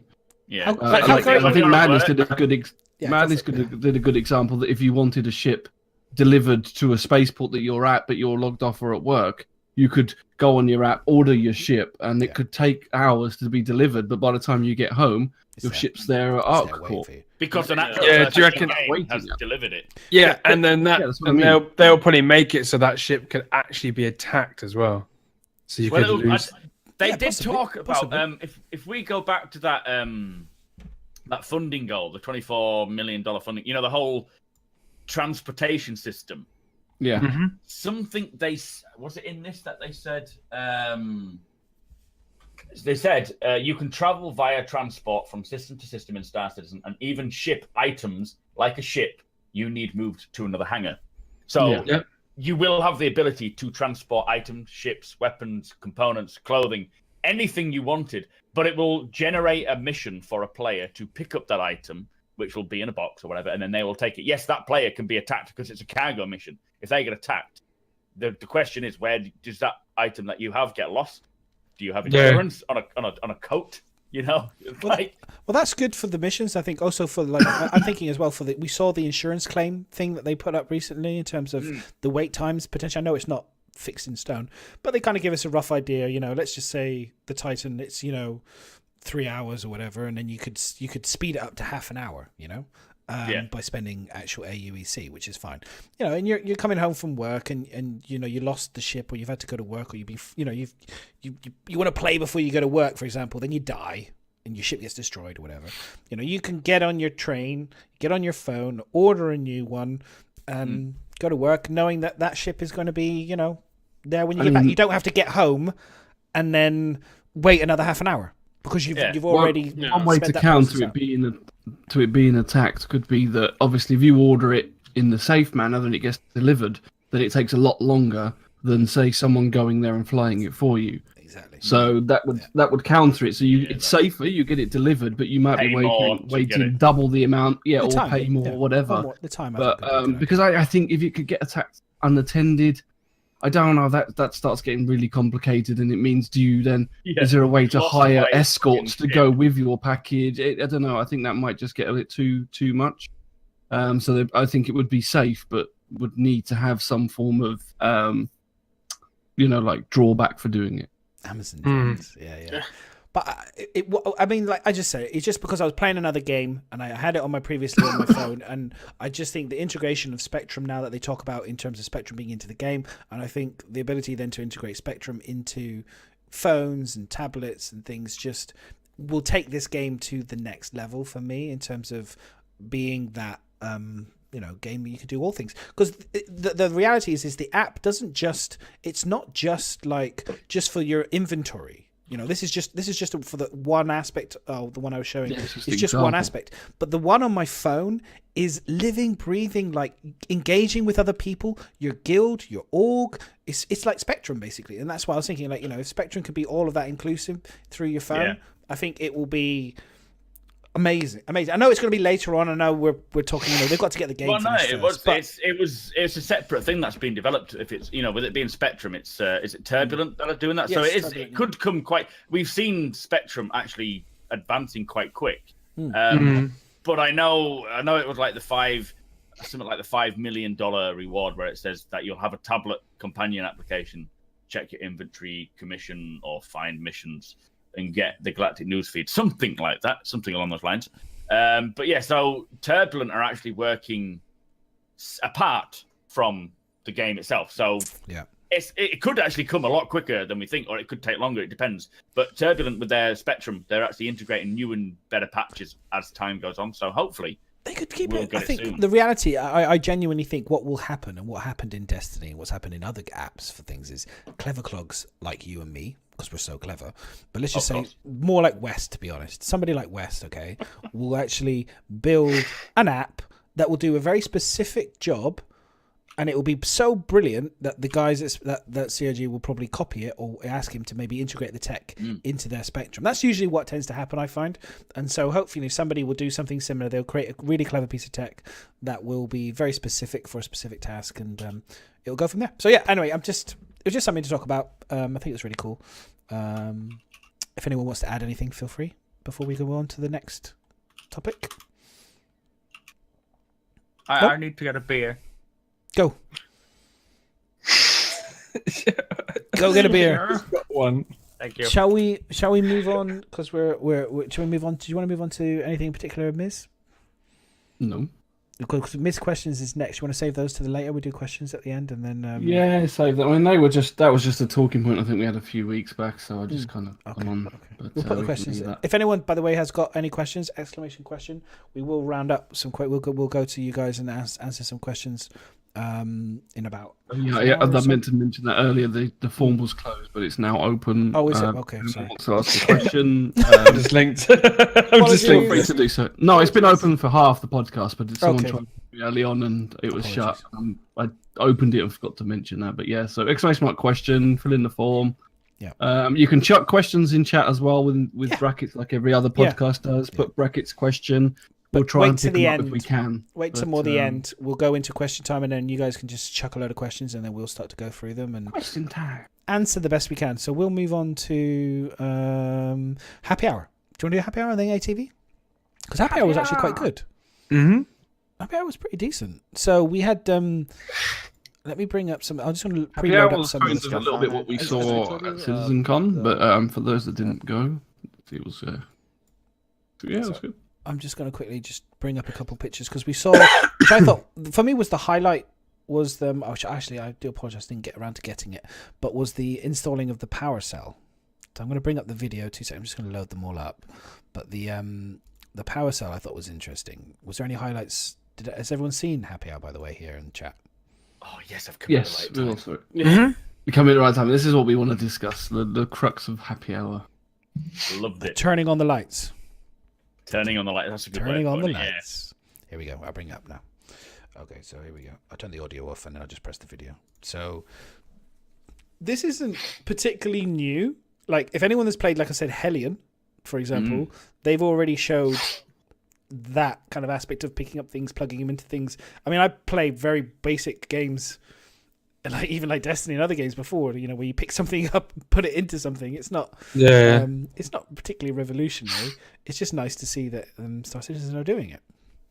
Yeah, and like you say, Hellion. That I remember playing Hellion and thinking the thing that I loved about Hellion was it made me think about how Star Citizen is going to be. That's what I liked about it. I mean, don't get me wrong, it's a good game in itself, but being a fanboy of Star Citizen, that itself was like, this is awesome. Yeah.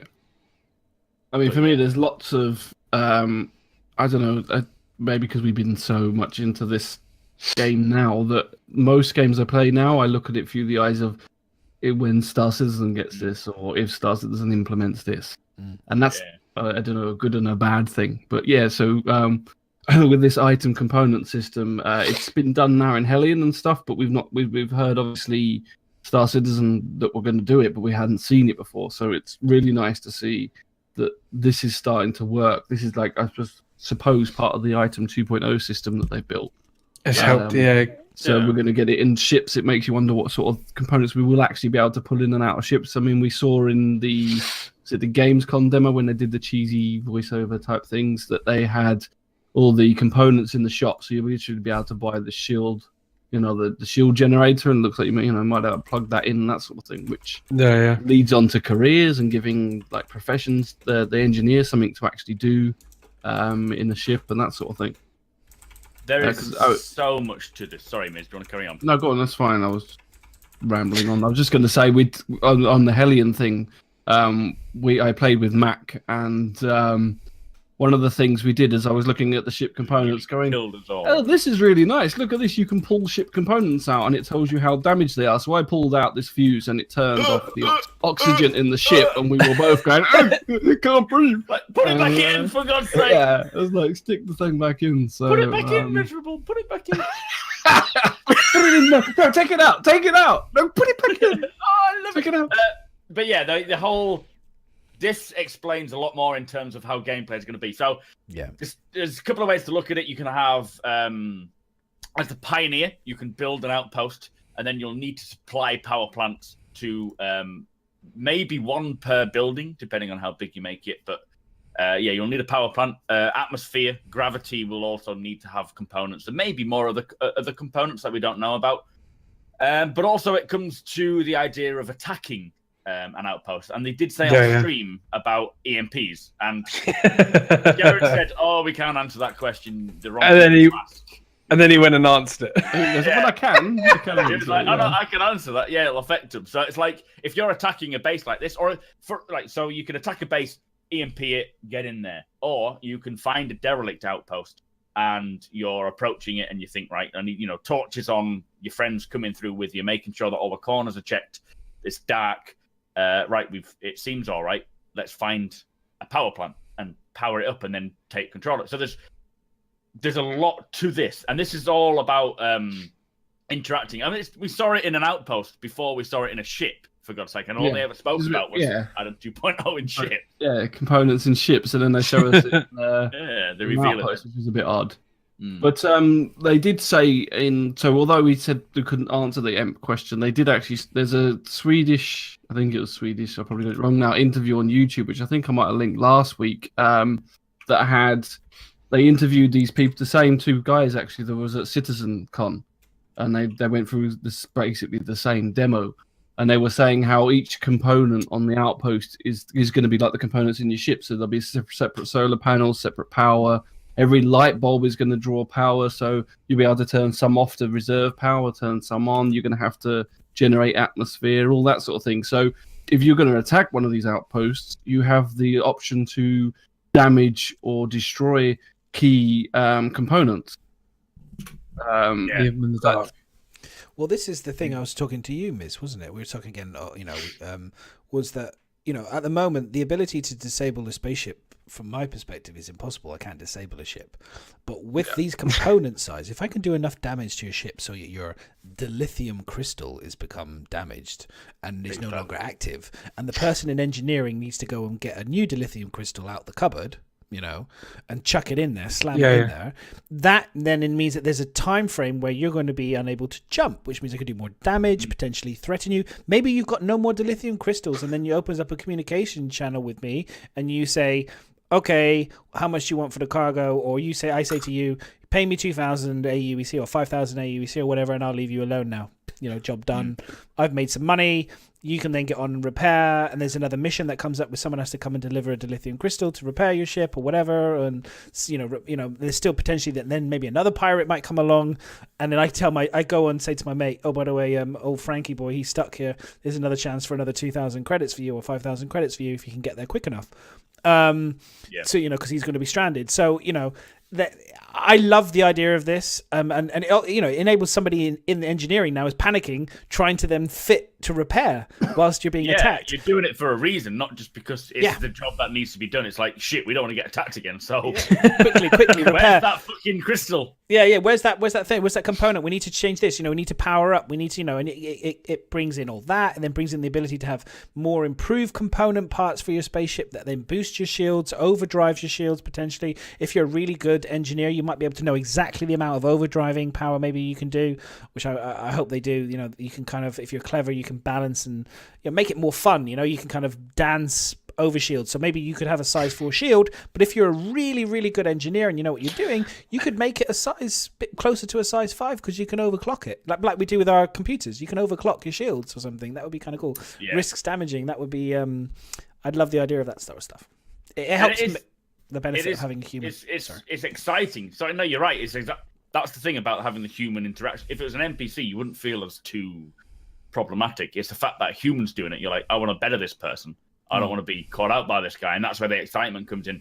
And as a crew on board a ship being attacked by a pirate, you're going to be like, everyone's heart rate's going to go up. You're all going to be rushing around trying to do what you need to do, like trying to protect it, trying to, fit out the new... that's where the excitement of this game is. Yeah. You hit it right on the head there. It's the interaction between crewmates. It's player-driven missions. So you see a derelict ship, or a ship, sorry, that's no longer functioning. Yeah. You have an opportunity there to make some cash. As a pirate, you do that. So, and you, as the opposition of the pirate, you're going to try your best not to get caught out in that situation. And that's one game mechanic. And you talked Mark, about being salvage. You want to do salvage, so you're potentially going to have like a big. I would say you're going to be carrying your ship will be potentially a ship of all sorts of odds and sods to repair broken down ships, to repair salvage ships potentially that you want to then bring up. Restoration. You know what I mean? Sorry. Yes. If you. Go on. Someone else was going to speak. So. Sorry. I'm gonna go get you guys talk. I talk too much. Carry on. Welcome to the show, Wes. I'm really excited about this because this is kind of my area of expertise of just like engineering and different parts and pieces, and like talking about taking out a ship, and I'm an engineer and I have to find the dilithium crystal to get the ship back up and running. I'm just thinking of like, okay, this system's down. Can I run over to the shields and pull the capacitors on that and shove it into the jump drive to get it to just jump out of there real quick? Or, and being modular components, that might be something that we can do. And, or, maybe it doesn't have to be a size 3 power plant, but you can take a smaller one just to jump a couple thousand meters before you can repair it or anything like that. And I mean, this is really cool for me, like seeing how that system's working out and just all the new parts that they're adding into it. I think it's going to be a lot of fun, and I mean, it's going to create a lot more depth to combat, and I mean just any interactions in general. It's kind of like you've got combat and you've got everything else as well. So it kind of it's gameplay breeding gameplay. It's not just the sake of this is your mission, you do it, you're done.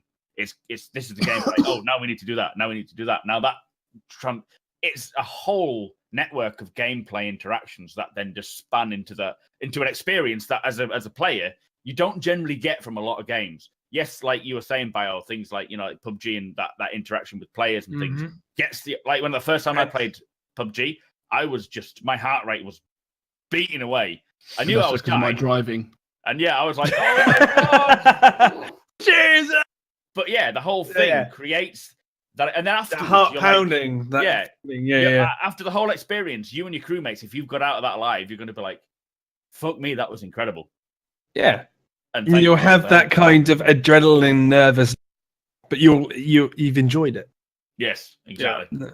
Exciting stuff, and that's Mhm. it. All ties, and that's just the combat aspect mixed in with a bit of engineering, let alone cargo hauling. You know, the whole trying to plot your way out of that, trying to communicate with friends to say, "Come in and help me." You know, we need help, and communicating. And the whole game requires so much more to it. I mean, the whole component system is what's going to make the multi-crew give them something to actually do, which is what we've been waiting for ages. Because, I mean, obviously, if the turrets are a little bit better, we're going to have that to do. But other than that, these components, and they mentioned a bit with the EMP system, isn't it? I don't know if that article, if everybody's read that, but they said about The how... what system? EMP system. The EMP. EMPs. The EMP pulse, yeah. Fucking going. Fucking arsehole. So they got the EMPs, and they set them off, and you can counter them by turning off your power. Or if you turn one of your power plants off, the other one will survive, and then so that might be down to someone to go and replace the one that's broken, and that just adds a lot more for things for other people to do, not just the pilot.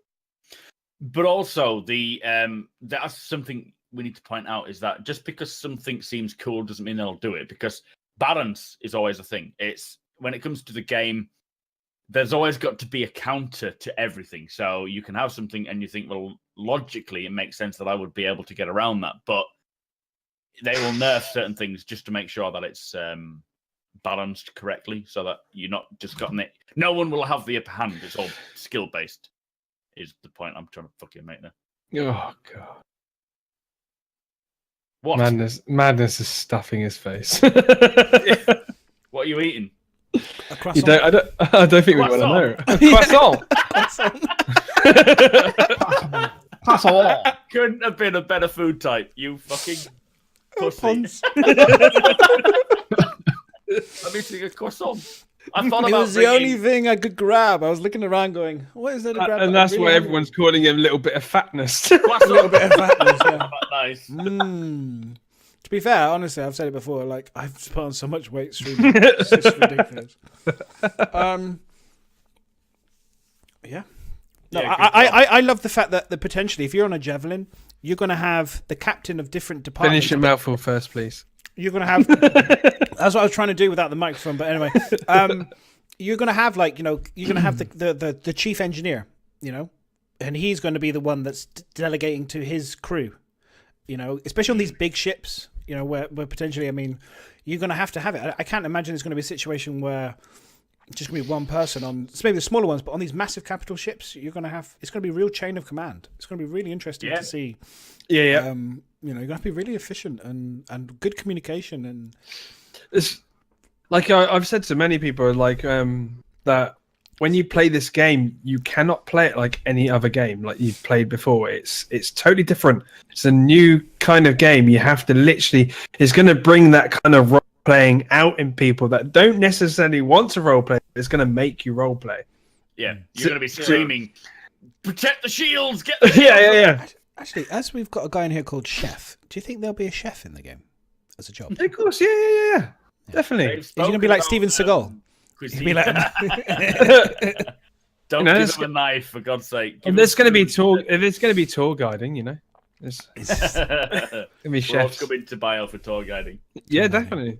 It's going I to was be good. thinking that would be kind of a cool. That would be quite a fun job. I think actually it sounds strange. Way I think that'd be kind of fun on a javelin. If I was going to do any job on the javelin, I think I would probably be the chef. That would be quite fun. They've spoken about, you know, having VIPs on, and when you look at the Starliner, if you read the Starliner deep dive about making someone to drink, I know this is going to cause a lot of like annoyance in the community, but you have to make someone's drink correctly if or they may complain and cause annoyance on the start.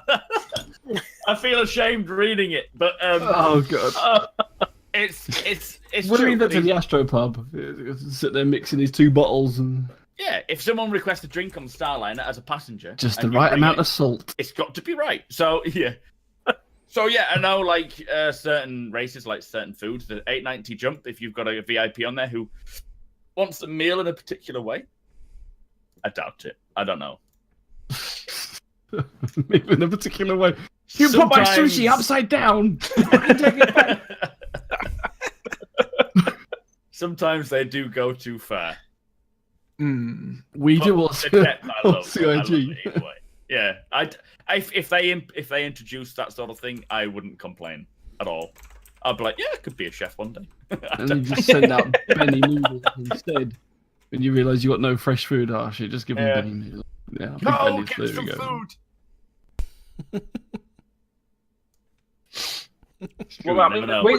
They already said different foods will give you different levels of like stamina buffs. So there's going to be an element that people are going to require. So hang on. So fast food It's is going obviously to gonna make be you really hard. sluggish, unable to Make you move, fat. and hungry again Won't after be a like few out your minutes. cockpit after you've had a couple of big bennies. It'd be like the big bennies. You're going to be like really sluggy. Like GTA San Andreas, where you just eat so much that you get your character really fat, and then you're like, I'm just going to run everywhere from now on and swim everywhere.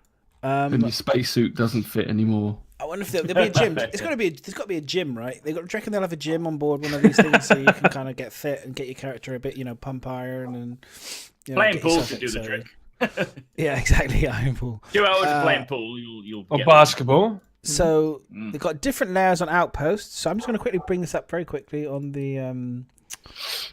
Where is it? Hang on, sorry guys, 2 seconds. It's all right. We're used to waiting for you. No one's watching. It's fine. You sound like my wife. Not that home. Wow. Sounding. I'm asleep. Right, here we go. Here it is. Sorry. Here it is. So this is the Outpost one. So this is just to show the Outpost that they've kind of been doing, the layering, and I mean, I'm excited about the Outposts, I have to say. I do love the idea of. I just wish I could make them without having to have a pioneer, because I can't afford that. But maybe I can just rob people in them. That'll make me feel good. That'll make me feel better. Killing a couple people on board one. I'm assuming it will be cheaper to hire someone to build you an outpost than it would be to hire a pioneer, or would it be the other way around? I don't know. I'm really interested. What's it like in the real world? Well, let me ask. Hang on. You're going to need all the resources, aren't you? So there's a builder down the road. Let me go and ask him. Yeah, Polish builder. See if you built. No, I mean, yeah, I don't know, dude. I think they're cool. It's cool. It was good. Happy Hour was good. If you haven't watched it, I think it's well worth watching. They've got countering EMPs on here, Miz. So this was what we were talking about. Yeah.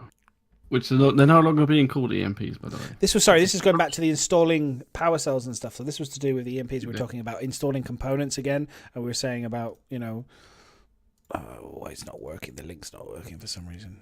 There we go. There. Nope, that's not it. Actually, this was the helmets. Do you guys see the helmets?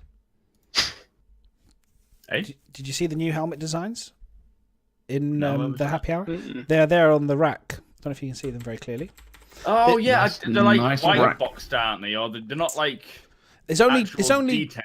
2, it would appear, because the rest are all just repeats. I saw them and I thought, what the fuck is that? It's like white box. Mm. It's not even like officially rendered in, is it? No. Is it just displaying a kind of way that you store stuff? Because that's a good point, actually. Because I don't want to they don't want to encourage people to just wear your spacesuits all the time inside ships. But the difference is what you're going to do with the helmet. Now, they said you can carry it under your arm, but you're going to carry it everywhere you go. So, you'll need a place. So a helmet rack would make sense. I mean, that's the logical idea is you're walking, that's my fucking helmet, put it back. It's got my name on it. Sense. Yeah, literally sprayed on. So, I think so. Well, because we're not someone not going to have the magic bag, so we're definitely going to need to have racks, things like that for all the different equipment. And then as soon as you get a hole in the side of your ship, you've got a fucking helmet. I don't care whose it is. And then some other boss is going, that's mine! Give me a fucking bag! Just hold your breath, dude. Just hold your breath. You'll be fine. With Foyt, you could probably do that. It's okay, I can survive. I'm holding my breath. Yeah, why doesn't he do that? He's like, almost instantly. Just hold your breath, for God's sake. You're a spaceman. Have you been training for this? Hold your breath.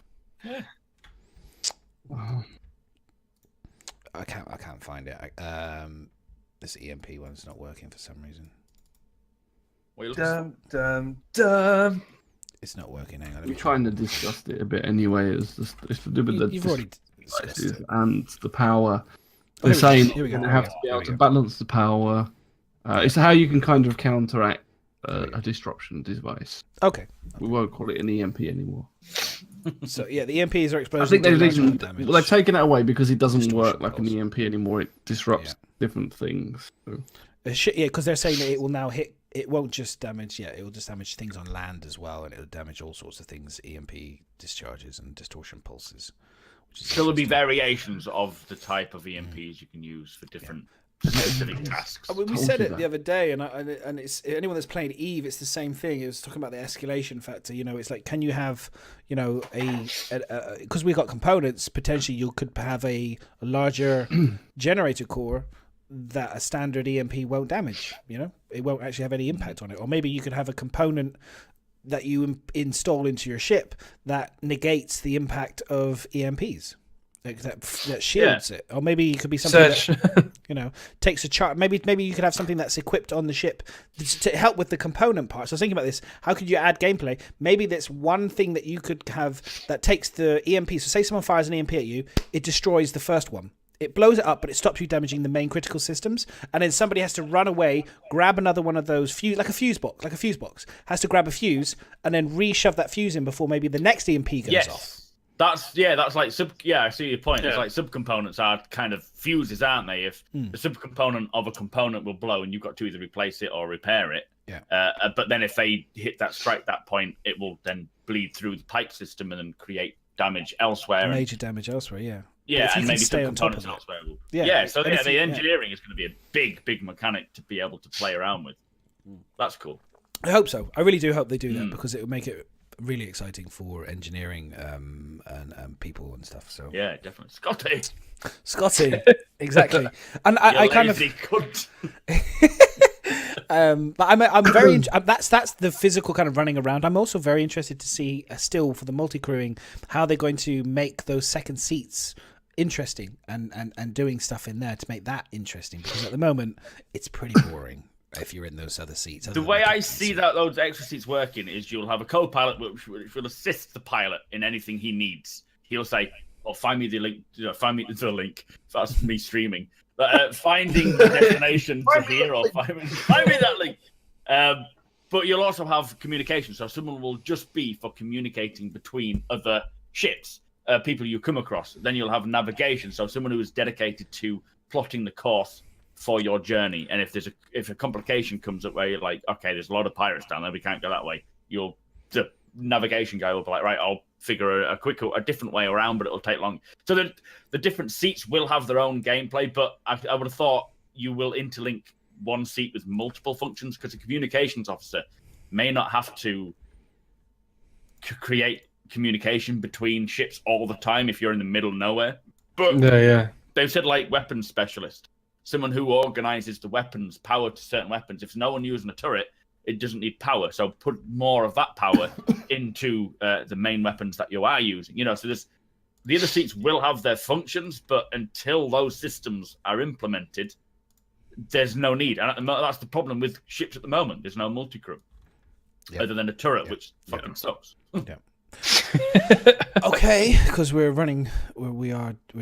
ticking along quite nicely. I was going to go into ATV because we haven't hit ATV yet, but I'm just going to kind of run. We'll do a very quick kind of but good run over it. So I'm going to bring up some of the really cool highlights, I think, and then we'll talk about the really cool bits. So this is the Star Map Moby-Glass system. So this is Miz, do you want to talk about this one? Can you see it? Does it come up yet? Sorry, I'll push the live. He's going to work out what he can say and what he can't say. Pushing it live. There we go. I know, because here we go. So, what are you bringing up? Sorry, the Moby-Glass one, the first one.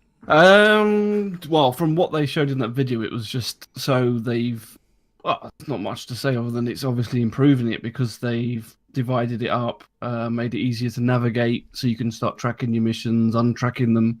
I think they divided it so that you can look at missions you've completed. Obviously, if you abandon a mission, you'll be able to go back and it's got in your records, you know, that you've actually got rid of it, and that. It's all just a good improvement in my opinion. It basically shows that they're taking feedback from like Evocati and things like that and implementing new designs, because I mean it's this sort of stuff, if it's not been in people's hands to test, like obviously it goes through their own personal testers, but we're the ones that do crazy things with stuff or stuff that's unexpected. And so, and then when we're using it all the time to track missions and to do stuff, we get the feedback on, well, this isn't practical. This is making my life harder or easier. So yeah, it's good to see that they're improving it really. But I can't really talk much more. No comment. I mean, for me, it just shows the level of detail. This Moby Glass is just going to be like the Pip-Boy in Fallout. You know, it really is going to be like your bestest friend in the whole wide world. Yeah, you know? like a mobile phone, isn't it? You always have it. It's going to do everything. And you feel naked without it. Yeah, it's going to get.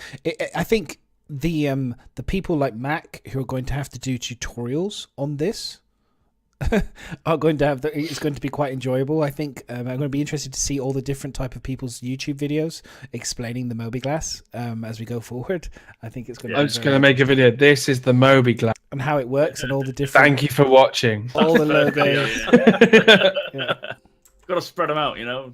Content's lacking at the moment. Part 1. This is the Moby Glass. But it looks like they've streamlined it into categories for types of missions, which is good. I think that's important because not everyone wants to do every mission. That's like some people might want to just do exploration or cargo, you know, depending on the ship they have or the mindset that they have at the time being. So yeah, it's important to streamline. All right, so I'm just moving on to the really cool stuff that was. Oh yeah, looks beautiful. This was Yeah, everyone's just like yeah. This is. I just like I like it when the bit when it comes out of warp on the other clip comes they out. did, and it does that particle effect, and that just reminds me of the Expanse and the series The Expanse and the new Star Trek series with those little spores. Yeah. When you're like, it was a bit like that. Yeah. When you're sort of at the other end, waiting for a ship to come in, and you see this, and then the ship appears, that's going to be so cool. But those little particle effects, which are GPU driven now, which is good. I just can't wait to take screenshots. Yeah. I'm so looking forward to. I did that before. You can take your screenshots as you don't realize I'm right next to you, about to blow you up because you're looking through the wrong camera angle because you have not changed the radar. Oh, I've had that many times. Surprise! I've had that many times, and it's normally Zach that comes in and kills me. Yep, you got to pay attention. It's good for videos, but make sure you're doing it. I like the exit point where it stays there as well. So if you're sort of looking, you can kind of see that few people, like someone's jumped recently. Yeah. It stays there for a little while. I wonder if they'll make that linger a bit longer, just so people can tell that, you know, or someone's just jumped into this sector or something. They did mention, didn't they, about being able to trace people jumping? Yeah. So, yeah. Like, I don't know if it's just that residue, but maybe if you bring up a scanner, you'll be able to find something more. That's seen right there when you exit out of the warp. That's what I'm liking now. You don't just come out exactly same position. It kicks. Like the force has really kind of pushed you out of sync. You know, but like obviously at the moment you just go in a straight line and that's it. But where on that you can see like I don't know if that's the pressure. I don't know if that's the force that's pushed them up or whether they've just chose to drop It's Yoda. Bit. Yeah. I don't think they've had a kick up the arse and it makes the there you go. an arc.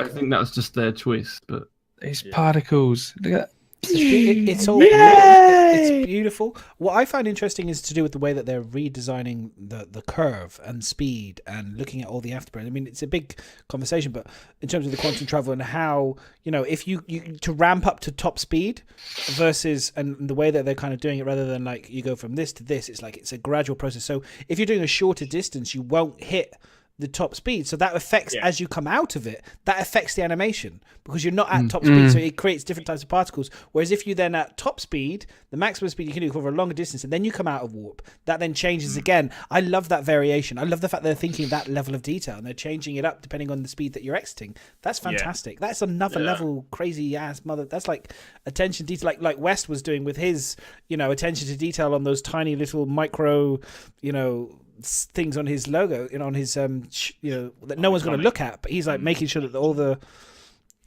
wires are at the highest definition. It's that fidelity, that attention to detail, which I love. Something else which is cool. I mean, there's a couple of things. The whole effects, the visual effects for it, they have spooling, entry, traveling, and then the exit. So the spooling is the starting point. It's spooling up to the drive, which is they're all different sections of effects. The entry is when you get into the effect, like the entrance to the tunneling effect. And then afterwards, it's that flash, that sort of feeling like you've just come out of such a high speed. And like you say, they slow it down when you're going slower. But they've also hooked it up to the power system, the fuel system, the heat system. So the ship piping is now more accurate into what is actually happening to your ship in terms of components and so forth. Mm-hmm. Which is behind the scenes, but it all affects your ship's performance and resources and whatnot, which is kind of cool. It's nice they've actually hooked that up now. And I kind of get the feeling that when I see, Elon Musk, when I'm an 80-year-old man and he finally gets his spaceship to Mars or wherever it is, and the spaceship, I'm watching it live on TV in 21K HD on my plasma, full down TV screen or whatever it is, and I look at it and I kind of watch it happening live, and then I see it jump out, and then you'll say, Star Citizen does it better. Exactly. I'll be like, what's happened to the particle effects? It's all gone wrong. Where's my particle effects? I just noticed those cutlass doors are Where's his fidelity? Yeah, this is what I'm saying. The cutlass. This is what we were saying earlier about the cutlass. I honestly think the cutlass is literally the A-Team vehicle of 3.0. You honestly black it out, red stripe up the side. It's got the side doors. It's fantastic. Yeah, I like it when a jump comes together. The only problem is Mr. T would constantly be having to be drugged to get on board. But other than that, it's. Or maybe he might feel at home in that shit. He doesn't like flying. He just might not realise. He doesn't like flying. But no, that was the beautiful. That was ATV in a nutshell. That was it. That was ATV. The burn down, which I've been saving all this salt for. No, I'm joking. Why? Please I'm not going to go into salty stuff. No, just do your own YouTube video on that. This was my question. Salty madness. This was my question to you, and Miz actually answered it really nicely. And I want to kind of talk it because I think the reality is people will be thinking the same thing as me, and then Miz I think has got a really great answer for this. And I'm going to quickly just change to the thing. This is when we had the burn down. What I didn't understand was we've had weeks and weeks, months even now, it feels like, of having, a system in place for burn down. They show us the graph that they've created. They show us the major blockers, the critical blockers and all the rest of it. They have it all beautifully set out. And then this week, they just tore up a piece of paper, scrunched it up, threw it in the bin and said, we're not going to do that. We're going to do something completely different. Without any kind of re-warning. They didn't really, for me, I didn't get any explanation. I didn't understand it. We didn't get a graph. We didn't know how many major blockers. And I was left entirely confused by what was going on. And it wasn't until other guys had actually done it. So I'm going to try and bring up, see if I've got any of the graphs and stuff. But it's confusing as fuck. I was like, so there was something. We just got an email, the weekly report or something, here it is, and there is a little mention in that about the fact that they've now updated it. But why? It suddenly just changed. It was I don't know. Yeah, I think they thought that they wanted to give better information, and instead they've made it worse. Yeah, I have asked so many people what the fuck it means. So I think what it is they We've gone to tasks. It's bugs and tasks now. You were saying that earlier on they were showing the bugs per I think we had very minimal bugs. It was 10 bugs to do this for week. Shopping. This wasn't or 20 bugs. Yeah, but it didn't say that, did it? It just said we had 10 bugs. And then what was happening was people are going, oh, fucking hell, 3.0 is close. 3.0 is really close. Oh, look, guys, it's going down. It's nearly finished. And then all of a sudden it jumps back up again. It goes, well, why is it back up? And I think that's why they decided to break up. It's like, hang on a minute. No, it's misleading. Everybody thinks it's closer than it actually is. We've actually got all these bugs to fix. Basically, the way it worked is Eva Cotti, the next release to Eva Cotti was shopping. They pretty much got close to finishing that. So they thought now we're no longer looking at separate builds for Eva Cotti. We're looking at now the overall development for till it goes to PTU. So basically, the first wave of PTU non-NDA, and they broke it now into sections that are holding it up from going into non-NDA PTU, which are broken into missions, mobiGlas performance, traversal, shopping, ships. Now, performance is an overall thing that's going to be continuous. It doesn't matter if it's for 3.0 or not. They need a certain standard for for the PTU. But the way it is now, it's broken into bugs and tasks. Bugs are the issues that are problems popping up. Tasks are things they still need to implement. And there's nothing to say that those tasks are going to create more bugs or reduce more. It's. I just honestly, I was like, I agree with Miz. It was right. You're right. It is actually more sensitive. This is the way they should have done it in the first place to a degree. But I think they probably would have terrified the community because it would have been 3,000 total issues. Whatever. What's different as well is normally with an Evocati patch is we just get the patch, test it, and it's released. This is the first time they've broken the patch up into, even though it's all been released to us, we're being told to focus on things, and that's where you see these are different focus points. Yeah, and that's the first time that this has happened. So there's bugs everywhere, everything's broken, but they want you to hone in on one, get that bugs and tasks down, move on to the next one, and so and move through them. So this is kind of like why it's been split up. This is new for everybody. This isn't what we've done before. We've just been given the build, been told to test it, and this is partly what goes back to what Chris Roberts was saying with too much content, waiting so long for it. He chose to put so much stuff all into one patch. Yeah, this is so much. And I said this a long time ago that because there's so much in this now, when we get hit to Evocati, I said it's going to take forever for us to test it because there's so many different sections for us to test. It's not just like, oh, we've just released shopping for you all, go and test shopping. It's literally, that's why they've had to break it down, because you couldn't get detailed bug reports if one of us is checking shopping, another one is on the moon miles away picking up some cargo. Like they need to kind of focus on certain areas, and so that's why it's done this way. The charts that they've released this week, the percentage thing is pointless. Okay, it makes no sense to. I mean, as far as I can tell when I read it, they basically split the bugs and the tasks up, and then that makes 100%. But yeah, it's not like it's close to complete. It's just saying we've only got 100% of bugs to do, but this one we've got 50% bugs and 50% target. Whatever the other one was now. Tasks. I'm sorry. I just think this is. This is just more confusion. It just makes people. And when things are more confusing, it just naturally some people will figure it out, and those are the smart people. And I agree, and I think they're fantastic. People like me will just look at it and go, "All those graphs are doing this. I want to see graphs doing this." Do you know what I mean? I agree. 100%. You know what I mean? But that's what you want to see, but that's different. I know. So I'm saying that's what I want to see. No, I know, but what I'm saying is we've gone from 15 major blockers to 263 tasks, 82 overall total bugs.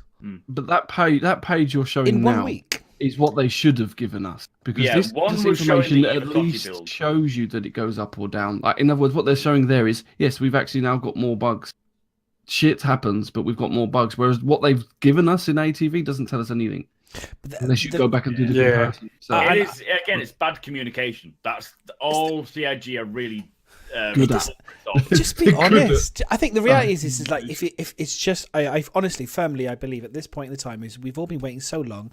Another 2 months, 3 months, 6 months, whatever it is. I honestly think it's going to be salty, but you don't like. It feels a bit like when a kid is like I can imagine my son is lied to you, and you kind of go, you know that they're being naughty, but they're kind of pretending that they kind of wanted to they're shuffling around and pretending and smoking mirrors and trying to move things around and they got that kind of we're kind of really not going to get this ready for Christmas and we're really sorry, but you know what I mean, it's almost like they just be honest and just say we've had genuinely it's not going to be ready, guys, and break the bad news now early and just move on, you know what I mean? And then if you get it done earlier, great, but just because we're all waiting for it. But when I see this, I'm really worried we're not going to get this year, honestly. There's a good potential we won't, and that's the thing. I mean, I've been saying I feel that they don't want to leave us without something over the Christmas period, so I wouldn't be surprised if they dropped 3.0 to the PTU just before Christmas, but there's a good potential they won't.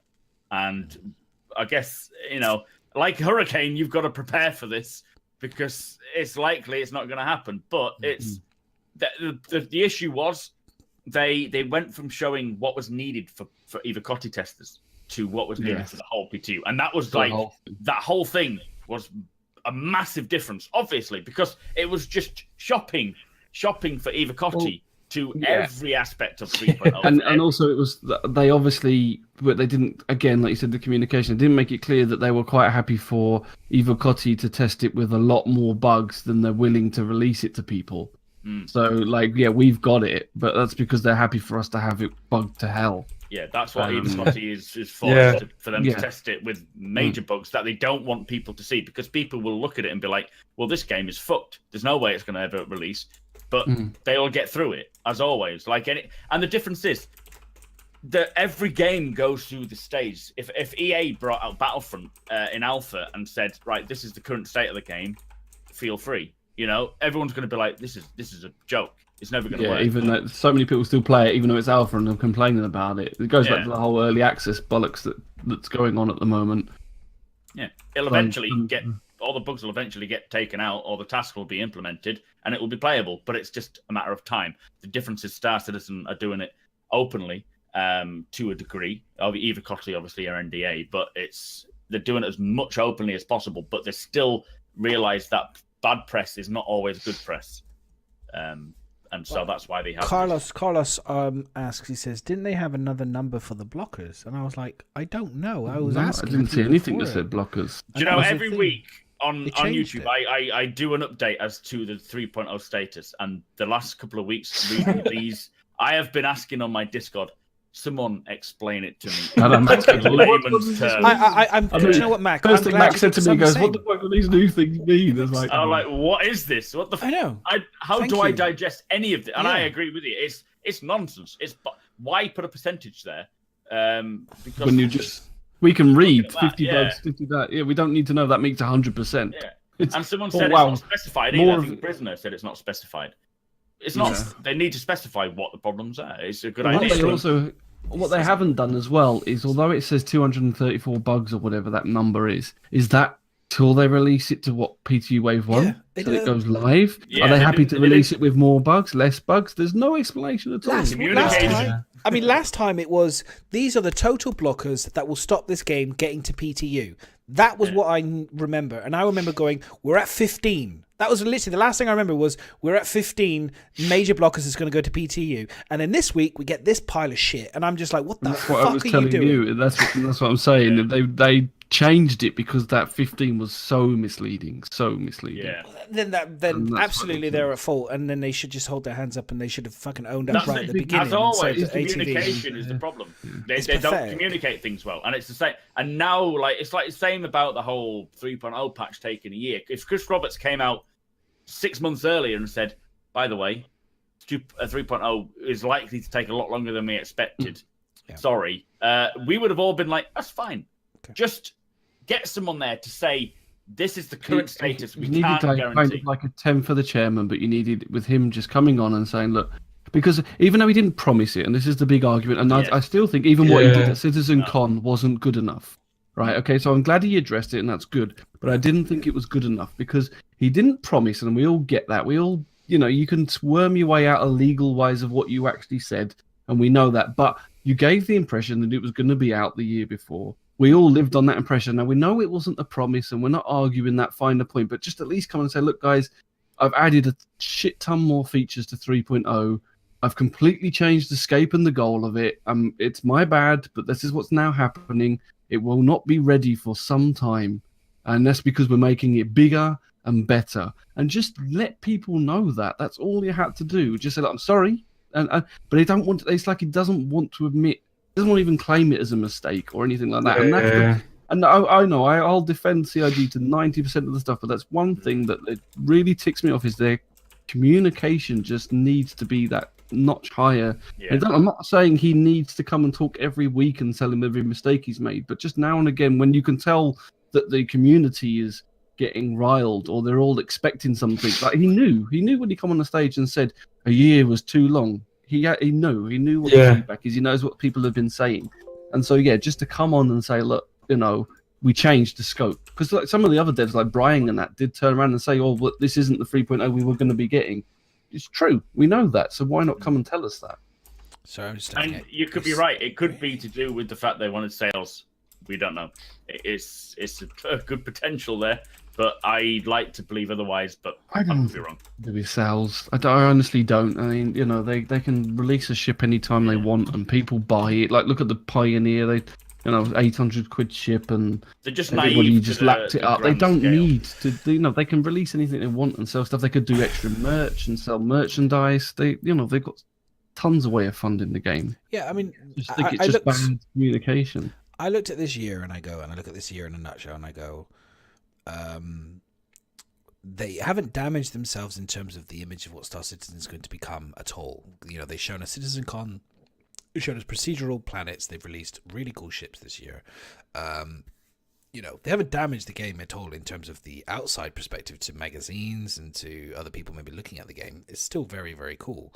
It's just to the people that have been backing this game for 5 years, and especially people who joined it from last year, and in terms of actual people streaming it and trying to get the message out in that sense as a game to enjoy right now, it's been dog shit in terms of content. And that's why we said about it earlier. Chris Roberts, I really hope and I please, with the Delta patch next year, we can. If you do this again, you will have 2 people streaming this game probably next year. You know, the base radio and new people that have never played it before. You know, that's the it won't go down well. Yeah, and that's. I think I'm hoping that when he says we'll get quality patches, he means it. Yeah. It's so important that they just drop whatever they have ready at the time. Yeah. The moment he said that, like the cheer from everyone, wasn't it? Crazy. It's like. Because, you know, I was awake at that part. like we said before, I remember him saying that. there are all. There's a lot of vote people for who the are rest of it. older who are playing this game. No, like they want to Detox- enjoy it. They want to. they want Detox to told me I was there going. Yeah. Oh, we saw you falling asleep. Who saw it? But, you know, I was there asleep clapping. look at these guys rubbing it in. I wasn't there. Oh yeah, you know I did a U madness. I did a U. I fell asleep. Did you? He did.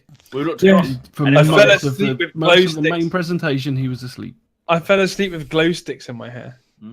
That sounds like a song. You fell asleep at the main presentation. Yeah, I managed to stay awake for the rest of the day, and then this is like I did so well, and I was like I gotta stay awake for this. And where I was sat, it was so hot, and it was really hot in there. And I had the camera and all the lights behind my head, pretty much. And Detox, he's even saying he was struggling, and it was just pure heat. And I was just like struggling, and I just remember seeing flashes of the aurora going through. And I watched it now, and I was like, "Yeah, this is amazing." I wish I was awake for it, but yeah, it's crazy, man. I had bless Detox. I had him poking me, saying, "Wake up! You want to watch this? Wake up!" Okay, so sorry, I'm just reading because Carlos just answered. So Carlos is kind of cool. He's my new best friend right now. He says here that the 15 blockers were part of going to Eva Carti. It was not part of we knew that. PTU. Okay, fine. I hold my hands up if I was misinformed. That's just my understanding. Yeah, that was always. It did say to Eva Carti. Yeah, which is weird though because they're already in Avocati, but that's where I think I got confused because I think once it was in Avocati, I was like, well, why are we still talking about Avocati? Did we get it? Jumped to anyway? Yeah. Yeah, because it's only like you've had Avocati, you've had it for a month, and I'm talking about last week. You know what I mean? So that's where I was confused. We haven't had it a month, but yeah. You have. Not been a month, has it? Yeah. What's that? It's been a month. You had it on the. I've looked at the if you go onto Star Citizen, if you go onto when they announced that it was on the 7th. It was on the 9th of last month. Eva Carti got 3.0. Okay. I believe round about that time, between the 7th and the 9th, something around that time. That was when you guys had it. So you've had it for about a month now. Far too fast. Yeah, I know. And so that's why when I was saying last week, if they're talking about 15 blockers, why the hell are they doing 15 blockers for Eva Carti? You guys have already... That's why I got a bit confused. I was expecting... I'm sure they were talking about it being 15 blockers for going live to PTU rather than to Eva Carti, but fine. If you say it's otherwise, I'll go with you.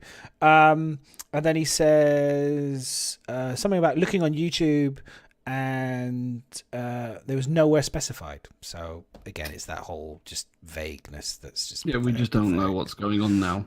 There are about 10 summaries on ATV on YouTube. All we know is Yeah. all that really shows you is it's buggy as fuck, and they've got lots of tasks to do. That's what it shows you. Yeah. So that's really but what's interesting is the performance is down, traversal is down.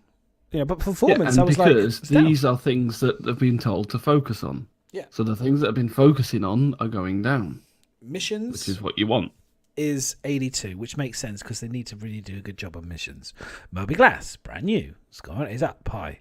Shopping, kiosks, bugs. Interesting that there's no tasks on shopping. It's just bugs. Yeah, all the tasks are in for that. It's just the bugs that are now related. Yeah. And then, but they said that, and then they turn around and show the bit on ATV where he's saying this shopping cart isn't big enough, the screen isn't big enough, we need it bigger. And I'm thinking, well, that's a task, not a bug. I'm guessing they've done it already. Yeah, maybe. You know. Yeah, so someone did say that afterwards in chat that maybe that was pre-recorded before the actual. Well, bug you list. notice when they do the burn down on ATV compared that. to the production schedule, there is a big difference in what's happened, and it's because in those few days, like 2 days or 1 day, it's multiple days. They've completed a new tasks and then updated it. What I do like the idea of is the feature. This is a new one, feature request, or requested feature for ships and vehicles. Yeah. That's weird because Chris Roberts talked about, didn't he do that famous with the one with the people like highlighted in black and white where he says we only want to know people that are telling us bugs. We don't want any suggestions. Is kind of not what we want. We need Which bugs. means it's him. Featured request is added. I was just like, is that from us, from Evocati, or is that from him and from his team? I'm curious. I'd love to know. Now, is that the reclaimer? Probably not. You're desperate for that reclaim. I am so desperate. But anyway, I think we'll call it there. I'm just super confused. I think hopefully they will. Someone will clear it up, maybe through Spectrum on some message or something. I think West Sage has got the answer. He's looking like someone at all. West Sage. I have no clue. I'm just as confused. Carlos it makes kind no of sense. It's bad. It's old school. I thought we got past all this shit, to be honest, with CIG, but no, we've just gone right back to, like I said, this feels, the last thing I want to say, it's like my missus when she moves the furniture around to make it feel like it's a different thing. Because it's just like that. It's literally... You're in a new house once you do that. My mum does moving that this as shit well. around to make you think Look at that it's kind of phone, smoke it and just mirrors, moves. smoke and mirrors, smoke and mirrors. And I hate it because it makes the sharks swim a little bit faster around the game and get all excited. That's what I hate about it. Just be clean and just clear, and if it's just say at the beginning of ATV. You just don't know whether they are intendingly trying to, like you say, smoke and mirrors, or whether they just like clueless. It makes me worried. It makes the hairs, like on the Star Trek where that guy has that danger thing that sticks out the back of his freaking head.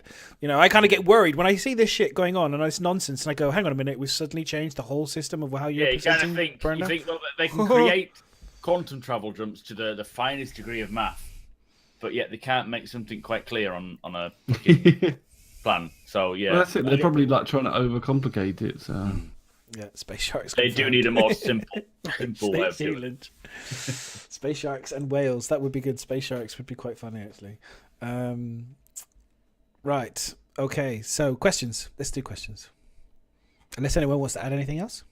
Question? No, I think that's it. Let's bust in some questions. So people want to ask any questions, put them in questions in chat. We'll try and get through them over the next 20 minutes or 10 minutes or however long how many questions we've got. As we get more and more people, as the channel's getting more popular, we'll probably grow the question section of the show. When we started out doing the show, just skip ATV. Well, yeah, as the show's gain popularity and you guys are coming and enjoying the show with us, which I really appreciate. We all appreciate you coming to hang out with us. I just said there's nothing else on at the moment. That's probably what it is. But we still appreciate you guys coming. The question section was always quite small, but as obviously it grows, we'll adjust the show accordingly. So, saying that, we probably got 2 questions. Go for it, Ms. Me? Okay. Yeah, you love reading. I've already deleted one because it was from Dipshit. Okay. This one's a troll one as well. I'll just ignore that. From Brian Chambers. Haha. Clever guy. that came out with that. Astrostar. We're a big fan of yours, Brian. Thanks for that question. Thanks, buddy. Okay, so the next one, Mega asks, Brian's Brian's doing. I'm thinking of buying a terrapin in the sale, but already have a cutlass. Is it a waste of my money because of the cutlass rework? I'd say that. I think They're two different ships to do two different roles. So depending on what role you want to play, will depend on what ship is best suited. The Terrapin is more of an explorer than Cutlass. Terrapin's a very small explorer as well, isn't it? It's like and it's got really good. It's like But it's got really good. crew. I don't know. It's got really good scanning ability. Though. Isn't it 3? Yeah, because that's what I'm saying. I think it's a max of 2. Yeah. Okay. There you go. West knows he's a ship man. Yeah, I have a Terrapin too, so. Good Oh, well, there you go. Here's the question: when's the Terrapin going to be in the game to fly? Well, we've seen it.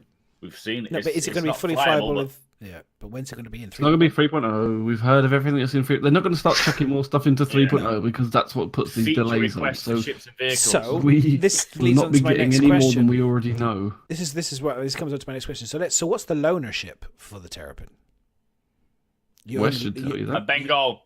You own a Terrapin. You get a loaner ship. Do you get a Sabre? Do you get a Hornet F7 C7? Do you get Hornet. Do you get a I'm pretty sure it's a One Hornet. Horneto. Hornet. Do you get a Cutlass? Do you get does anyone know? Because I don't know, because I don't own one, so I don't know what the loaner ship is for I think it. it's a Hornet. So it's just a Hornet. Okay, Yeah. because There is a sheet out there somewhere on the website that tells you every. It's on the Star Citizen UK Facebook page. It'll tell you every loaner you get for every ship in the game. okay, So I'll I'll find that for next time if you like, and then we can. Yeah, that would be good. The loaner's a Super Hornet. Okay, so you get the Super Hornet. Okay, so that's not quite, because I was going to say, because if you bought this is the way I look at it sometimes. If you buy the There's a Terrapin, link. you could get the Cutlass, Or Max and then you could shared fly it. the Cutlass. See if you enjoyed it. But if you get the Super Hornet, okay, it's slightly different. Still, the Super Hornet is a pretty sweet ship to have as a loaner anyway.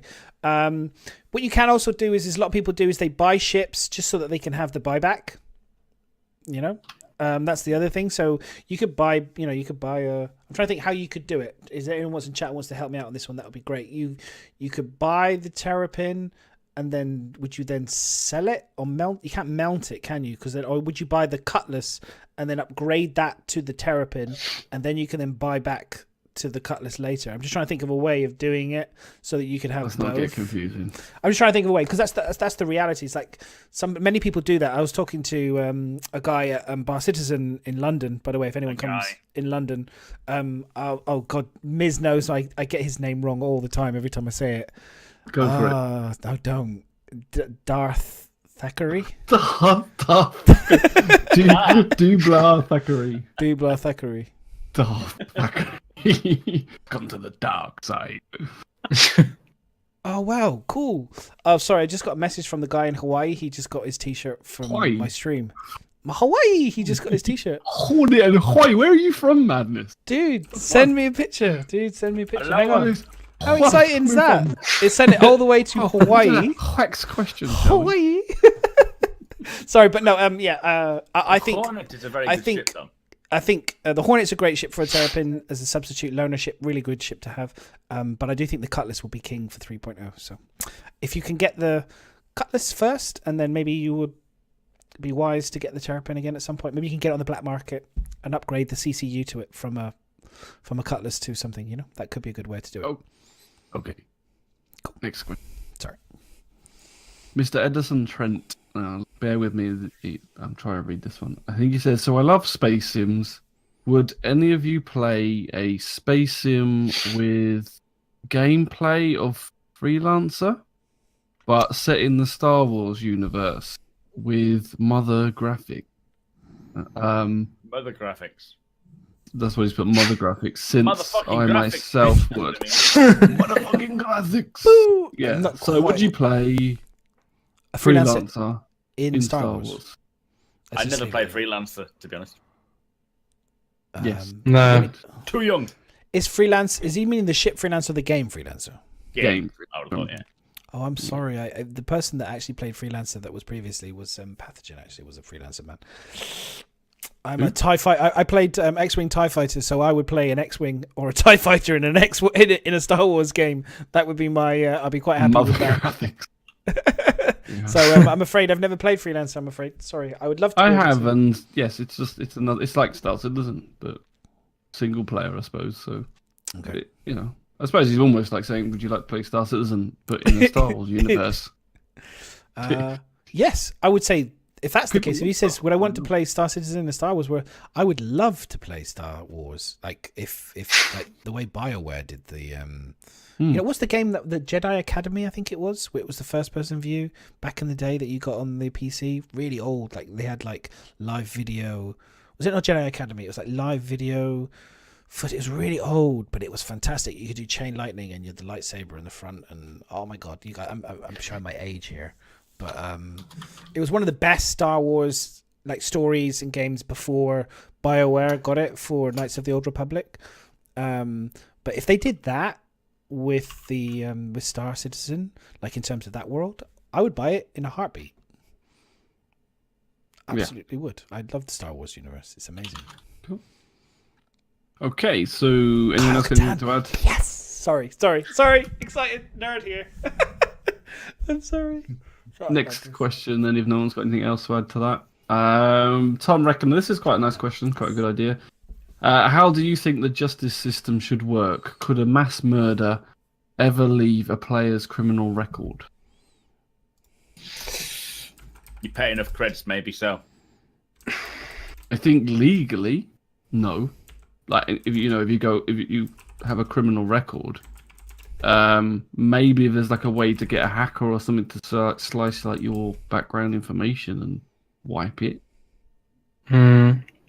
Obviously, they're not doing too well if they've got criminal records if they've been seen. So, And this is all about being seen, isn't it? Killing people. No, that's not really what the question was. No.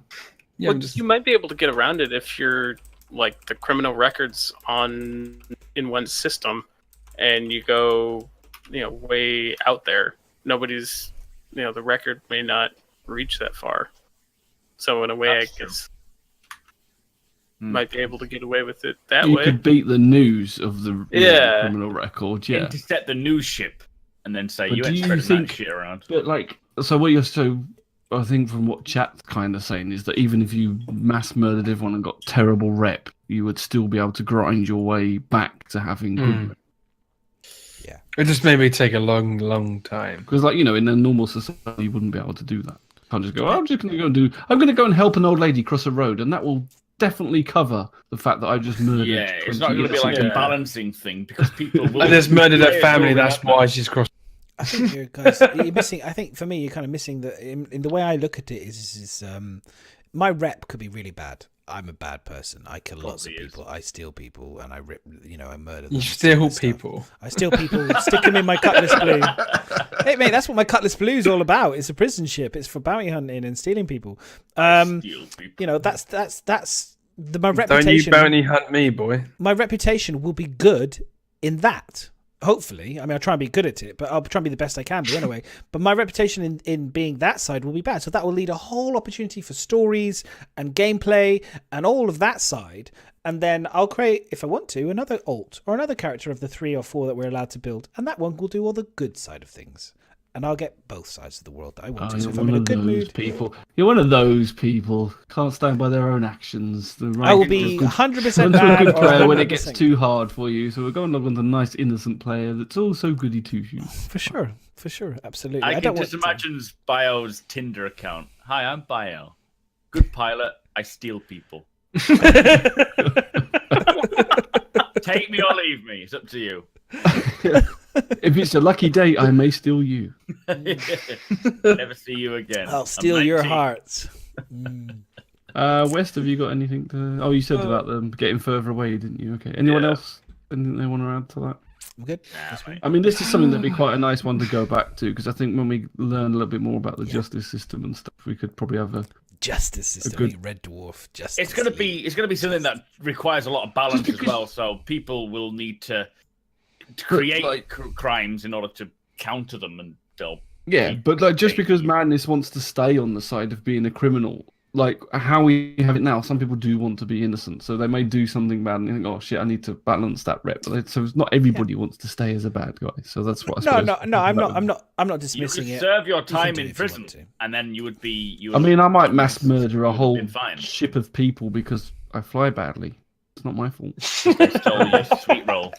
I just crashed it. I mean, Miz, I was saying, I'm looking forward to doing kind of like our role play / kind of like fun, kind of laughing videos where a slightly sadistic kind of character thing would be quite fun on stream and stuff. So it'll be quite. I'm looking forward to doing it.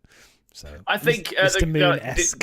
they've mentioned about prisons and things. So going to prison ships, prison colonies and things. So you will be able to go to prison and serve a time to a point. I don't know how that's going to work out, if it's going to be like Riddick or whatever, the game. But I guess if you want to lose your criminality, that's one way of doing it, is serving your time. But then if you're a criminal, you don't want to go to prison. That's the whole purpose of being a criminal. It's not the purpose of being a criminal, but it's a sideline of that is that you don't want to go to prison. So whether or not you can lose that rep, potentially, if you pay enough people off, then sure, why can't you pay off your they may well crim debt? You can bribe it off, yeah. I reckon that'll be an option eventually, but I don't know, until we get more into the crime and punishment sort of side of things, we don't really know. Gunduck, by the way, if your internet has got the loading wheel, just make sure you open your window, make sure there's not a British BT open reach guys decided to come over to America sitting out front of your house trying to like fiddle with your internet wires, because that could be a thing. They do like to get everywhere. They like to get everywhere, these BT British open reach guys. It's when you shine a torch on them, they go, "Oh, he's found me." Yeah, exactly. Slightly shuffle away. Yeah, no, for sure. If you don't, that's a joke from earlier, dude. So if you do, like, what the fuck is he talking about? Yeah, if you got a problem with the internet, Alt F4, that'll all sort it out. Don't worry about it. Next question. Okay, next question is from Joe's Got More, and this is going to be one of those. Okay. What, in your opinion, is the next most important mechanic and your most desired mechanic after 3.0? This kind of question is a good question, but it's kind of like we haven't even got 3.0 yet. That's the problem with that question. What I'm most excited for 3.0, was it? And after? After 3.0. After 3.0. Salvage. I think salvage is going to be something I'm interested in seeing. Mining. West? It's not really like a. I'm really excited to see the actual like jump points and the jump point like mechanics and getting out of the systems. I think that's going to be really cool, but also ways off. That's 4.0. Yeah. Madness. I've said it a few times. For me, my biggest, I think the more netcode, people to pew pew. The netcode, yeah, that would be nice. The netcode, obviously, which they seem to be doing big steps on, so that's really good. But for me, it's the AI, the crowd simulations. It's the ability to make this game feel like a living, breathing world. So it's the AI, it's the subsumption. It's that kind of. That part for me is the biggest kind of. I want to see the mechanics. I want to see that whole bit that's missing from this game at the moment. We've got beautiful ships. We get in them. We fly around. It's not enough. I want to see the world breathing, living. That I'm engaging. All that stuff. So, yeah, that's what I want. And these answers are coming from the idea that the netcode is already sorted and done. That's the way I see this question, is that we already have. Yeah, we've already got the Delta patch, right? If otherwise I would have said the Delta patcher back in the day. So, we've got the Delta patcher. We know it's coming. So, that was before. Cool. So, yeah. Next question is from W. Really good name there, Mr. W. Will it be easier to get groups in an instance when 3.0 arrives? Yes. And I wait and see. I'm not convinced just yet. NDA. I'm not convinced yet. But unless Miz will tell me later. No one can really answer that here legally, so we'll move on for that one. Because those that not playing either card, you don't know, and those that can't say. So. I would imagine it. I imagine it.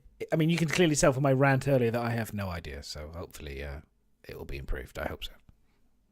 It has to. Okay, next question is from Edison Trent again, and he says, "What is your guys' view on the number limited ships?" Person, I think it's bullshit that ships like the 890 Jump. This is what you was on about, Madness. Basically, limited ships. The price themselves will keep them rare, and also available in the big money packs. Why not just remove the number so that everyone has the money for it, and once one can get one? I think that, again, this comes back to this whole way that they've been doing this ship model system, which I completely disagree with, but that's just my opinion. I think that keeping the ships rare and limited is fine. I don't have a problem with it financially. I also think they can do that within the verse, so you have to do very complicated missions to earn the ships, and they can be incredibly expensive within the verse as well, requiring huge amounts of effort in order to earn some of these rare ships. And maybe you have to do specific things, and you have to do specific mission things. You have to do Squadron 42, and you have to do it a specific way, and you have to win something and earn something, and if you don't do it, you don't get a task. Like in Final Fantasy VII, I remember my mate, I completed the game with my mate, and I said, I'm really finding it hard to kill the boss. He's like, oh, did you get the sword? I was like, what are you talking about? He's like, oh, didn't you get the crystal from so-and-so when you went to do so-and-so and do this? I was like, no.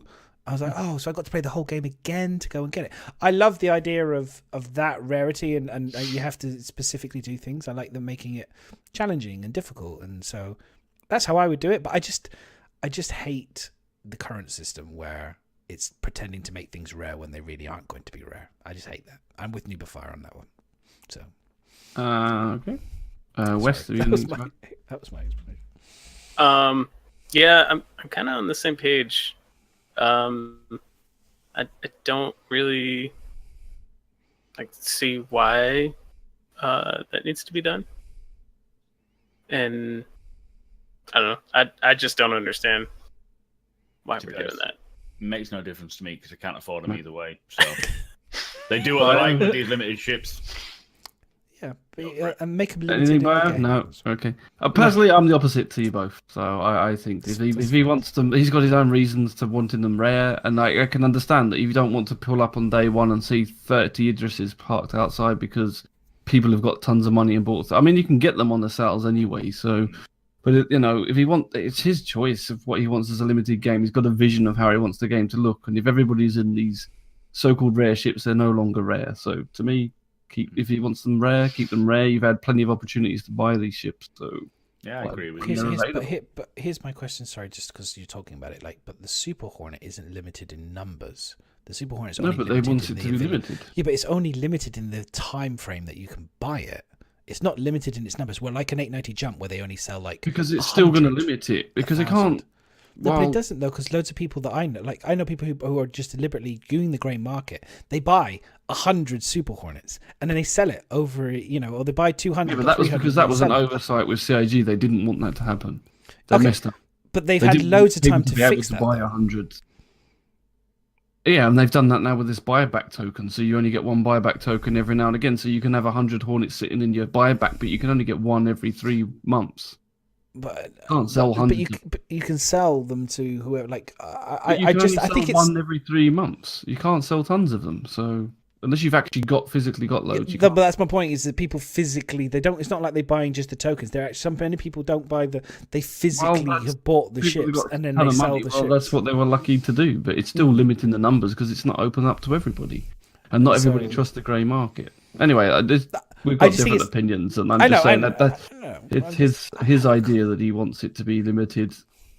And you could argue why a Hornet next to a glaive or something. So I don't know. I agree with you on the numbers. I think if they did really honestly, they could have made the Super Hornet number based, and I think it would have been fine then. Probably because the Super Hornet, when it first comes out, there wasn't that sort of idea of limiting it with numbers. That came later, and then maybe they wished they could have done. It might be something that we should have sold that with a limited amount of numbers. Okay. Anyway, move on. Okay. But so next question is Ernest Bishop, and he asks, Mac, do you miss your beard? Yes, I do. It was a bit of a strange transition when you get like extra beer dripping down there after you miss your mouth, and you're like, oh shit, an extra bit.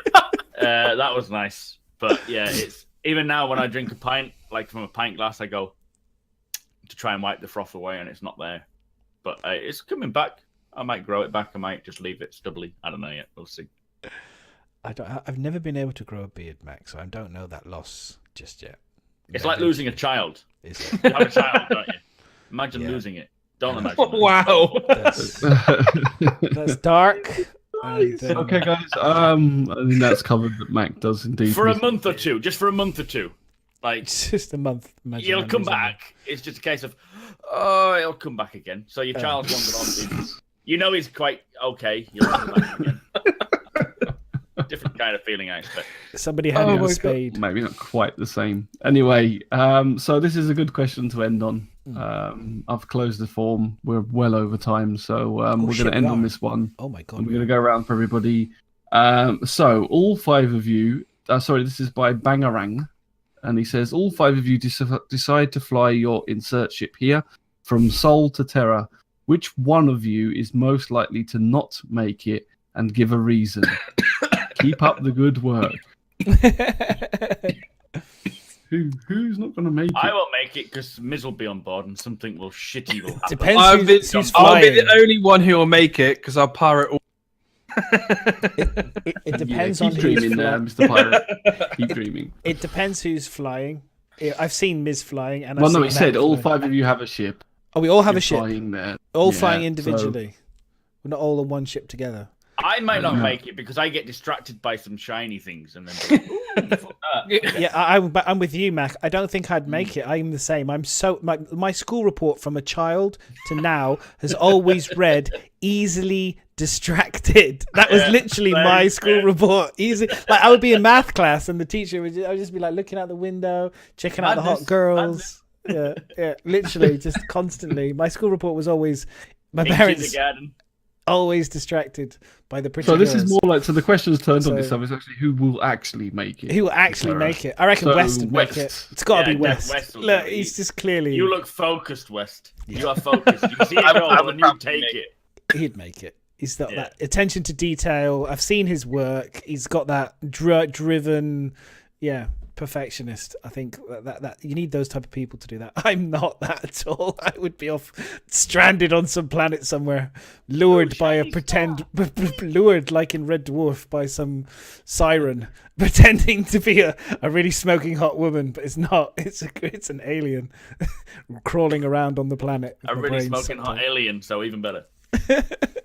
No, it wouldn't be though. It would be pretend, like Cat. I'm like Cat, basically. No brains whatsoever.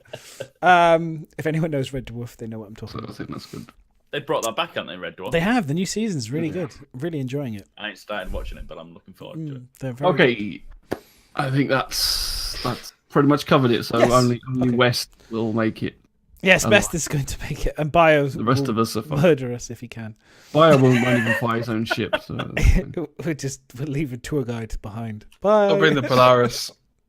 So yeah, that's it for this week's guys. Thank you Fuck everybody off. for your support and staying with us for an extra long, prolonged. Well, it's Yes. not been massively extra long, but we've been going quite a bit over time. But we appreciate you all being here and giving us support every week. It means a lot to us. I'm glad you're enjoying the show, or if you're not, you're just here for the punishment.